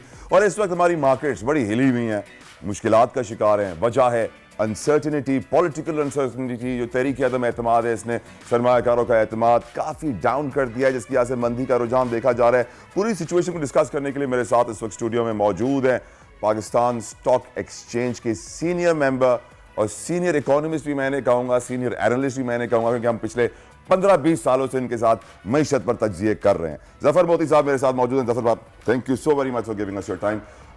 इस वक्त हम सब जानते हैं तहरीक अदम एतमाद नेगेटिव न्यूज़ चल रही है। सैडली जफर साहब, हमारी स्टॉक मार्केट न्यूज़ के ऊपर बहुत रिएक्ट करती है और मैं और आप ये जानते हैं अच्छे तरीके से कि हमारी न्यूज़ में कितनी सदाकत है, कितनी हकीकत है, कितनी कयास आराइयां हैं, कितने एजेंडाज हैं और किस तरह वो खबरें लगाई जाती हैं, चलाई जाती हैं, जिसकी वजह से स्टॉक मार्केट गिर जाती है। ऐसे में तो भाईजान स्टॉक मार्केट चल ही नहीं सकती। बिल्कुल आप सही कह रहे हैं तला के हम लोगों को खुद एनालाइज करना पड़ता है डिफरेंट चैनलों की न्यूज़ लेकर, फिर एक इमेजिनरी चैनल हम टीवी में अपना खुद के दिमाग में रखते हैं और उसको चलाते हैं कि भाई कौन सी न्यूज़ को किधर फिट करके कितना आपको इफेक्ट दिखा रहे हैं। अच्छा, आप देखें कि हमारे जैसे मुल्क अराउंड द वर्ल्ड जो भी हैं उसमें माइक्रो लेवल पर जो कंपनियों की खबरें होती हैं कि अच्छे रिजल्ट्स हैं, आउटपुट अच्छी है, माल उनका बिक रहा है, एफिशिएंसी है, लेबर का कोई प्रॉब्लम नहीं है, वो बहुत माइनर हो जाती हैं और मेजर हो जाती है मैक्रो न्यूज़ कि इस्लामाबाद में क्या हो रहा है। फिर हमारे इंटरनल मैक्रो न्यूज़ के बाद हमारे एक्सटर्नल मैक्रो न्यूज़ भी आती हैं, क्योंकि हम 90% ऑफ ऑयल इंपोर्टर्स हैं तो उसके इफेक्ट आ रहे हैं। फिर कीव की तबाही देखते हैं तो उसके इफेक्ट आ रहे हैं। फिर अपना कोल की प्राइसेस देखते हैं जो एक रॉ मटेरियल है सीमेंट सेक्टर के लिए, उसके आते हैं। लेकिन अभी जो आप बिल्कुल प्रोग्राम के शुरू में जो कहा आपने कि भाई ये जो पॉलिटिकल क्राइसिस चल रहा है इसका इफेक्ट इतना बुरा आ रहा है, ना सिर्फ कैपिटल मार्केट पर, ओवरऑल इकोनॉमी पर। देखिए लिक्विडिटी क्रंच हो गया और मैं तो कई मरतबा ये सोचता हूँ कि ये जो हुकूमतें इस्लामाबाद में गले एक दूसरे के पकड़े हुए हैं, इसका नॉर्मल जो नई जनरेशन, अभी आप बात कर रहे थे अपने प्रोग्राम में बच्चों से, उनके ऊपर कितना इफेक्ट हो रहा है। उनको भी एक रोज वो टीवी पर देख रहे हैं कि वो एक गाली दे रहा है, फिर दूसरी तरफ से दूसरे गालियां दे रहे हैं, फिर उसका इफेक्ट इकोनॉमिकली भी है और मेंटली भी है, और वो मेंटली बहुत ज्यादा हो रहा है। इस वक्त अगर वजीर आजम इमरान खान असेंबली से वोट ऑफ कॉन्फिडेंस लेने में नाकाम होते हैं जफर साहब, क्या इंपैक्ट देख रहे हैं उसका? बहुत बुरा इंपैक्ट देखा। क्या डॉलर 200 से ऊपर जाएगा? अभी आपको पता है कि इंटरबैंक जो है ऑल टाइम हाई पर चला गया। जी हाँ, ठीक है। अब आप जब ओपन मार्केट में जाते हो वो तो हर एक की अपनी मर्जी है कि भाई क्या प्राइस वो कोट करेगा। ये जो प्राइसेस आपको कोट कर रहे हैं ये बिल्कुल झूठे हैं कि ओपन मार्केट में 1-1.5 रुपया ऊपर मिल रहा है, ऐसा कुछ नहीं है, बहुत ज़्यादा ऊपर है। और फिर हमारे पास श्रीलंका की एक एग्जाम्पल है जो हमको बार बार डरा रही है, और वो एग्जाम्पल ये है कि वहाँ पर 200 के ऊपर जंप कर गया है। यहाँ पर कोई इंटरवेंशन नहीं है स्टेट बैंक की तरफ से, कोई ऐसा नहीं है कि कोई कामिंग इफेक्ट दे, कुछ भी नहीं है। ज़फ़र साहब, अगर लेट से स्टेट बैंक की इंटरवेंशन नहीं है, मीडिया आपको मुश्किलात पैदा कर रहा है, क्या वजह है कि खुद स्टॉक एक्सचेंज के ब्रोकर्स उठकर ऐसी अवेयरनेस कैंपेन्स नहीं चलाते कि छोड़ दो इन खबरों के ऊपर रिलाय करना, ये सच्ची नहीं है, इनमें सदाकत नहीं है, ये पैसे के ऊपर चल रही हैं? ये गलत होगा क्योंकि हमें पता है कि हर चीज में थोड़ी बहुत सदाकत है, थोड़ी ना। हाँ, और राई का पहाड़ है। अब उसको किस तरह हैंडल करना, मैंने जैसे कहा कि वो जो थोड़ी सच्चाई है उसको लेकर लोग एडजस्टमेंट कर रहे हैं अपने ब्रोकरेज हाउस पर, अपने क्लाइंटों को। हम लोग समझते थे कि 5 के पी मल्टीपल पर जो है ना मार्केटें बहुत लो हो गई हैं, अब खरीदना चाहिए। ये फर्स्ट टाइम हुआ है मेरी लाइफ टाइम में, जो रिसेंट पास्ट है उसमें 2008 में क्राइसिस पर 5 के पी मल्टीपल पर काम हुआ है, और जब बॉम्ब ब्लास्ट हुआ था तब 5 के पी। इस दफ़ा आपको इतने अच्छे रिजल्ट वाली कंपनियों को अभी 3 के पी मल्टीपल पर मिल रहे हैं, कोई बाहर नहीं आ रहा। ये बहुत अलार्मिंग है। ना कोई NIT आ रहा है, ना कोई गवर्नमेंट के इंस्टीट्यूशंस आ रहे हैं, ना गवर्नमेंट ने कुछ ऐसा किया है कि भाई एक टाइम होता था कि ऑटोमेटिकली वो इन्वेस्टमेंट के लिए आ जाते थे। लेकिन सर सवाल तो मेरा ये भी है ना कि पाकिस्तान स्टॉक एक्सचेंज के मेंबर्स ने, ब्रोकर्स ने इस एक्सचेंज के लिए क्या किया है इसको इंप्रूव करने के लिए? बहुत काम किया है, लेकिन वो काम नजर नहीं आता। हमारे जितने प्रोडक्ट जो अच्छे अच्छे चल रहे थे वो खत्म कर दिए गए, उसको इंपोर्ट करके चाइना चला रहा है, उसको इंपोर्ट करके दुनिया के दूसरी मार्केट्स चला रही हैं। हम दुनिया की एक ही मार्केट रह गए जो कैश ओरिएंटेड हो गई है। वक्त कम है, अपनी रिकमेंडेशन से दफा। मेरी रिकमेंडेशन ये है कि फौरन एक्टिव हो रेगुलेटर्स और मार्केट में आए, और उसमें एक तो गवर्नमेंट फौरी तौर पर कोई अनाउंस करे कि भाई इधर भी जो पैसा है उसके क्वेश्चन नहीं पूछा जाएगा, जैसे उन्होंने इंडस्ट्रियलिस्ट को दिया है, कंस्ट्रक्शन वालों को दिया है, हमको भी ऐसे कोई एमनिस्टी दें तो यहाँ पर पैसे की रेल पेल वापस शुरू हो जाए। इस उम्मीद और इस दुआ के साथ कि जो रिकमेंडेशन ज़फ़र मोती साहब ने दी हैं वो अरबाब इक़्तिदार तक पहुंचे और कुछ रेगुलेटर्स बेहतरी लेकर आएँ और सरमायाकारों को कॉन्फिडेंस प्रोवाइड करें ताकि हमारे रुपी स्टेबल हो, हमारी मार्केट स्टेबल हो, चाहे वो स्टॉक मार्केट हो, कमोडिटी मार्केट हो। Thank you so very much Zafar मोती साहब for giving us your precious time. अब चलते हैं वापस फ़हीम और वर्दा के पास, उनके पास है कोई बड़ी खबर शायद। Over to you guys. जी बहुत बहुत शुक्रिया तलहा और वर्दा। जैसे कि आपने अभी सुना, तलहा बैठे हुए थे ज़फ़र साहब के साथ और बात हो रही थी मईशत पर, स्टॉक पर और डॉलर रेट्स पर। ये इंडिविजुअल को भी असर करता है, ये सिर्फ और सिर्फ फाइनेंसर के लिए नहीं है, इन्वेस्टर के लिए नहीं है, एक आम आदमी की जिंदगी पर भी ये रेट्स बहुत ही ज़्यादा असरअंदाज करते हैं। जब डॉलर इतना ज़्यादा ऊपर चढ़ जाएगा तो फिर जैसे डॉलर ऊपर चढ़ेगा तो महंगाई भी ऊपर चढ़ेगा। बिल्कुल ऐसा ही है, ये बात भी बहुत बढ़ेगा, आम है। लेकिन नाज़रीन आपको बताया चलें कि दुनिया बोल है एक ऐसा प्लेटफॉर्म है जहां हमारी कोशिश होती है कि हम होनहार नौजवानों को ये प्लेटफॉर्म दें, और खासकर उन लोगों को जिनमें टैलेंट तो मौजूद है वर्दा, लेकिन टैलेंट को जाहिर करने के लिए, दिखाने के लिए कोई एक ऐसी सही जगह नहीं मिलती उन्हें जिसके जरिए उनका टैलेंट दुनिया के सामने आ सके। तो वो दुनिया बोल है जो है वो आपको ये प्लेटफॉर्म अता कर रहा है। बहुत से टैलेंट ऐसे जिनको मौका ही नहीं मिलता है यही कि वो वजह अपने आप को, अपने टैलेंट को एक्सप्रेस कर सके। और ये बात, इसमें कोई दो राय नहीं है कि हमारे मुल्क में टैलेंट की भरमार है माशाल्लाह। अभी हमने देखा हमारे शो पे, इसमें कोई शक नहीं है वर्दा। और ये प्लेटफॉर्म जो है वो दिया जा रहा है दुनिया बोल है की जानिब से। आज जिस सिंगर को हम यहाँ पर इंट्रोड्यूस करवाने जा रहे हैं, उनके गाने रिलीज हुए सोशल मीडिया पर और बहुत ही ज्यादा उन्हें पजीराई मिली है, फैंस के जरिए उन्हें बहुत ज्यादा लाइक किया गया है। हमारे साथ स्टूडियो में भी मौजूद हैं, ज्वाइन किया है हमें सिंगर नादिया शेख ने, और उनके साथ उनके गिटारिस्ट भी मौजूद हैं, उनसे भी बात करेंगे। तो Nadia, thank you so much, welcome to the show. कैसा लग रहा है अपने गाने की रिलीज, उसकी सक्सेस को एंजॉय करते हुए आपको? ऑब्वियसली खुशी तो होती है जब आप काम करते हैं, तो आपका दिल करता है कि लोगों को पसंद आए, और आपकी मेहनत लगी होती है उस पर, आपने उस पर काफ़ी जो है वो इन्वेस्टमेंट भी की होती है, तो यस अच्छा लगता है। Very good. तो इस गाने की रिलीज से पहले क्या प्लान था? मतलब आपने कहीं से सीखी है मौसीकी, या ये शौक की वजह से आपने सोचा कि आप गा सकती हैं? ये कैसे शुरुआत कैसे हुई इसकी? जी मुझे गाने का तो शुरू से शौक है, बचपन से, from very young age, school से। लेकिन मैंने इसको स्टार्ट किया 2017 में, मैंने सीखना शुरू किया। फिर मैंने अपना फर्स्ट जो है रिलीज़ किया सजना वे 17 में। फिर 2020 में मैंने एक पंजाबी भंगड़ा जो है वो नखरा के नाम से किया। सही। जी, वेरी गुड। तो ये आपके जो गाने जो हैं वो रिलीज हुए और मेरे ख्याल में लाइन जो है वो लाइन ड्रॉप हो गई है। गाने का शौक तो आपको भी बहुत है, बहुत ज्यादा है, लेकिन सुनने का किसी को शौक नहीं है मेरा गाना। मुझे लगता है सुबह का वक्त है, शायद कुछ ऐसे लोग हों जो आपको सुनना चाहें। मैं तो अभी भी यही कह रहा हूँ, गाना मैंने थोड़ी देर पहले वो नींद में है ना, वो उठना चाहते हैं आपकी गाने से, शायद उठ जाए, कुछ सुना दें आज। काश के ऐसा हो पाता। देखिए ये गलतफहमी मुझ में नहीं है कि मेरी आवाज से लोग उठ सकते हैं, ये गलतफहमी कल शायद थी कुछ लोगों को। लाइन दोबारा से जो है वो कनेक्ट हो गई है। नादिया, आप हमें सुन सकती हैं? हेलो, सॉरी, जी नादिया, आप हमें सुन सकती हैं? जी जी, आवाज आप लोगों की आ रही है, मुझे आ रही है। वेरी गुड, सुन सकती हूँ मैं। सुन सकती हैं, बहुत अच्छी बात है नादिया। हम और आपके जितने भी फैंस इस वक्त देख रहे हैं बोल दुनिया बोल है पर आपको, वो आपको सुनना चाहते हैं। आपकी आवाज में अगर आप कोई नगमा अपना गुनगुना दें तो बड़ा ही खूब हो जाएगा, वरना मुझे गाना पड़ेगा क्योंकि तला ने मुझसे कहा शीशे टूट जाएंगे अगर मैं गाऊंगा तो। जी जी जरूर, मैं भी आपको सुनना चाहूंगी। आई होप कि आप अच्छा गाते हैं। ये हम देखेंगे। जी चले, मैं अपना एक जो सॉन्ग मैंने 2017 में रिलीज किया था सजना में के नाम से, उसकी एक दो लाइनें सुना देती हूँ। वे सजना दिल दिंदा ए दुहाइयां छड़ बेपरवाइयां, वे सजना सजना वे नाल तेरे अखियां जदों दियां लड़ियां, तक दियां ने रस्ता तेरा कर दियां रहंदियां अड़ियां, जिंद होई कमली न माणी, दूरी सही नहीं हो जानी, वे सोहणिया दूर मैथों ना जा, वे सजना ना जा, आजा। बहुत खूब। आप गिटार तो बजाइए यार, लुकावा सजना ना जा। अभी बीट पकड़ लें भाई, आपके गिटार ने बीट तो पकड़ी नहीं, ये आपका इंतजार कर रहे थे। बहुत ही अच्छा गाना, अगर गिटार के साथ होता तो हमें और अच्छा लगता। हाँ, मुझे एक सवाल का, नादिया मुझे ये बताइए कि अपने गानों के लिरिक्स आप खुद लिखती हैं? क्या हुआ? इस गाने के लिरिक्स मैंने खुद नहीं लिखे हैं, लेकिन कुछ गानों के लिरिक्स अभी जो एक मैंने रिकॉर्ड किया हुआ है वो अभी लॉन्च नहीं किया।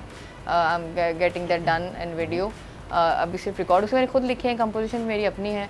वो लेकिन अभी रिकॉर्ड नहीं, अभी मैंने लॉन्च नहीं किया। क्या है उसके नादिया, बोल क्या है? अगर आप अभी हमें सुनाना चाहें तो हम उसमें ज्यादा इंटरेस्टेड होंगे। अगर वो वाला गाना आप गुनगुना दें और आपके साथ जिसके अगर बोल आपने खुद लिखे हैं, अगर वो गाना आप थोड़ा सा गुनगुना दें हमारे लिए। जी जी जी, अच्छा थोड़ा चेक कर लेना जरा, स्केल में देती हूँ आपको मैं वो जो मैंने खुद माही माही जा जा जा जा हर जाए, ढोला चन्ना वे माही जा जावे हर जाए, ढोला चन्ना वे माही जा जावे हर जाए, दिल दिंदाए दुहाई, दिल दिंदाए दुहाई, तेनू याद न मेरी आई, ढोला चन्ना वे माही जा जावे हर जाए। बहुत खूब, आपको हमारे साथ यहाँ कराची स्टूडियो में होना चाहिए था। क्या बात है, बहुत ही जबरदस्त। और मेरे ख्याल में ये कुछ सैड सॉन्ग की तरफ जा रहा है। जी कौन से सॉन्ग की तरफ? Sad song, sad song, sad song, sad song. दिल टूटा हुआ है, काफी इमोशनल, टूटा हुआ दिल, और इसके लिरिक्स बता रहे हैं कि कुछ हुआ है। नहीं, ऐसी कोई बात नहीं है। मैंने हेलो जी जी बोलिए। Can you hear me? Yes we can. जी टूटा हुआ दिल नहीं है, ऐसे स्पेसिफिकली इस गाने के पीछे टूटा हुआ दिल नहीं है, वैसे तो इंसान का दिल नादिया मेरा एक सवाल है आपसे। नादिया सॉरी मैं आपको इंटरप्ट कर रहा हूँ, माजरत के साथ माजरत का। ये बताओ नादिया कि क्या वजह है? आप मुझे इंटरप्ट कर सकते हैं। सो नाइस ऑफ यू, अल्लाह आपको खुश रखे। ये बताए नादिया, क्या वजह है कि हमारे जितने भी गाने होते हैं वो आशिकी पर मबनी होते हैं, उसमें प्यार इश्क मोहब्बत पे ही बेस बनाई जाती है, या दिल टूटा होता है, या दिल जुड़ा होता है, या दिल टुकड़े टुकड़े होता है, या कुछ होता है। एक दिल से क्यों जुड़े होते हैं गाने भाई? दुनिया में और भी हजार चीजें हैं। तला आप क्या सुनना चाहते हैं? ऐ खुदा मेरे अब्बू सलामत रहे। आपका चलें मैं सुनाऊंगा आपको इसके बाद। मैं यही कहने लगी थी, लेकिन आपका सवाल बहुत अच्छा है कि ये जो गाने हैं सिर्फ गानों को ये प्यार मोहब्बत इश्क से ही क्यों जोड़ा जा सकता है? मौसीकी को प्रेजेंट करने के लिए और भी कई टॉपिक्स हो सकते हैं और होते भी हैं, जैसे कि आजकल ज़रा ट्रेंड थोड़ा चेंज हो रहा है, लोग ड्रग्स को लेकर लिख रहे हैं, ड्रग्स को ख़त्म करने के लिए लिख रहे हैं, लोग एनवायरनमेंट पे गाने बना रहे हैं, लोग ड्रग्स करने के लिए गाने बना रहे हैं। हाँ, वेरी गुड, ज़बरदस्त Nadia, thank you so much. और आपने बहुत ही ज़बरदस्त जो है वो हमें गाने भी सुनाए और आपकी आवाज़ भी बहुत खूब है और बेस्ट ऑफ लक आपके आने वाले गाने के लिए। बिल्कुल जी। तो माशाल्लाह सवाल बड़ा ज़बरदस्त था आपका कि किसी और चीज पे होना चाहिए। आए डिफाइन करते हैं, मतलब डिस्कस करते हैं क्या। रुक जाइए सब, रुक जाइए। हिंदी पे गाना कुछ लम्हात पहले फहीम ने गाना गाने का वादा किया था, शुरू करो फहीम। सर मैं तो वही कहा था कि ऐ खुदा मेरे अब्बू सलामत रहे। गा के सुनो। ऐ खुदा मेरे अब्बू सलामत रहे, ऐ खुदा मेरे अब्बू सलामत रहे। अब अम्मी का वर्जन। मेरे अब्बू ने ली है बीमा पॉलिसी, लाखे अम्मी को दी है बीमा पॉलिसी। तो ऐ खुदा मेरे अब्बू सलामत अब्बू ने अगर बीमा पॉलिसी ली होती तो यहाँ नहीं बैठा होता, मुझे ये मालूम है। नहीं, हमारे यहाँ तो नहीं, लेकिन यहाँ ये हुआ है। अब और किस चीज पे तरह गाना बनाया जाएगा? अगर इश्क पे ना बनाया जाए, दोस्ती पे ना बनाया जाए, दिल लगने पे, दिल टूटने पे ना बनाया जाए। Motivational songs, career based songs, social welfare songs दुनिया भर में होते हैं। अच्छा, तो आप चाह रहे हैं कि हमें दुश्मन के बच्चों को पढ़ाना है? नहीं, वो भी जरूरी है। एग्जैक्टली, दैट्स व्हाट आई मेंट। वही मैसेज अच्छा हो। हाँ, मैसेज अच्छा होना चाहिए और कन्वेंशनल होना चाहिए। राइट, एक बड़ी खबर आ रही है फहीम, अपने व्यूअर्स तक पहुंचाएंगे। खबर ये है कि विफाक के बाद अपोजिशन ने पंजाब में भी महा संभाल लिया। जैसे कि हमने आपको बताया था कि इस वक्त पंजाब में वजीर आला पंजाब के खिलाफ तहरीक अदम एतमाद राना मसूद ने जमा करा दी है। PTI अभी एक वोट ऑफ नो कॉन्फिडेंस का सामना कर रही थी वजीर आजम के लिए, अब दूसरी तहरीक अदम एतमाद आ चुकी है, पंजाब सेक्रेटेरिएट में जमा करा दी गई है। जिसके बाद अब उस्मान बुज़दार के लिए मुश्किलात होंगी। अब अपनी पावर का शो असेंबली के अंदर पंजाब में PTI को करना पड़ेगा कि उनके पास तमाम तर नंबर्स मौजूद हैं, उतने MPs मौजूद हैं कि वो इस तहरीक अदम एतमाद को नाकाम बना सके। लेकिन जो सिचुएशन है वो गंभीर से गंभीर तर होती जा रही है। आज विफाक में इजलास शुरू होना है जहाँ पर तहरीक अदम एतमाद पर बात होगी। वोटिंग एक्सपेक्ट की जा रही है कि वहाँ पर आज नहीं होगी, 2-4 दिन और लग जाएंगे, 2 या 3 तारीख अगले महीने की आ सकती है। लेकिन अब एक और तहरीक अदम एतमाद पंजाब असेंबली के सेक्रेटेरिएट में जमा करा दी गई है, जिसके अंदर ऑपोजिशन अरकान के दस्तखत भी मौजूद हैं। Another challenge coming up for Pakistan Tehreek Insaf. वजीर आजम इमरान खान अभी एक चैलेंज से गुजरे नहीं थे कि उनकी पार्टी के लिए एक दूसरा बड़ा चैलेंज खड़ा हो गया। उन्होंने क्या कहा है आप भी सुनिए। बिस्मिल्लाहिर्रहमानिर्रहीम। देखें, इस वक्त जो हमने जमा कराई है जो हमने असेंबली का इजलास रिकॉग्निशन करने के लिए, उस पर 100 मेंबरान PMLN के हैं और 6 पीपल्स पार्टी के हैं। और जो नो कॉन्फिडेंस का मोशन है उसके ऊपर 122 PMLN है और 6 पीपल्स पार्टी हैं। और जो आइन की रिक्वायरमेंट है वो 74 की थी, तो ये जमा हो चुकी हुई है। और अब इंशाल्लाह ताला ये हम समझते हैं कि अब इस उस्मान बुज़दार और इमरान ठहर चुका है। फहीम, आपको मालूम है कि राना मसूद पहले भी एक स्कैंडल में मुलविस रहे हैं जिसमें एक वीडियो थी और कैश पेमेंट हो रही थी, और इस वक्त भी हॉर्स ट्रेडिंग का माहौल है। MP MNA को खरीदा जा रहा है। अल्लाह खैर करे फहीम, अल्लाह खैर करे जी। और यही जो है तहरीक इन्होंने जमा करा दी है। खैर देखना यह है कि जो इस वक्त पंजाब असेंबली के स्पीकर हैं वो भी अभी तक डिसाइड नहीं कर पाए हैं कि उन्होंने किस तरफ जाना है। बिल्कुल ऐसा ही है कि वो किसे सपोर्ट कर रहे हैं, क्योंकि इत्तेहादियों में से तो वो हैं, पर उन्होंने ये भी एक जेस्चर दे दिया है कि हो सकता है वो इत्तेहादी ना रहे। तो ये भी डिपेंड करता है क्या होने जा रहा है। नाज़रीन, खत जो है वो रह गया है। अगर आप मुझे इजाजत दें तो मैं ये खत आपको पढ़ के जल्दी पढ़ दे, वक्त कम है। बिल्कुल जी।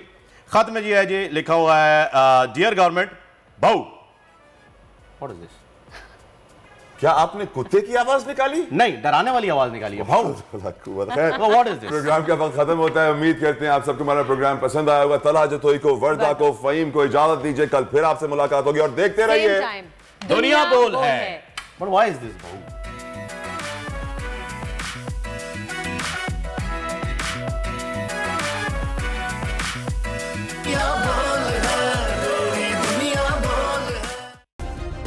सब्सक्राइब करें और बेल दबाएं ताकि कोई खबर रह न जाए।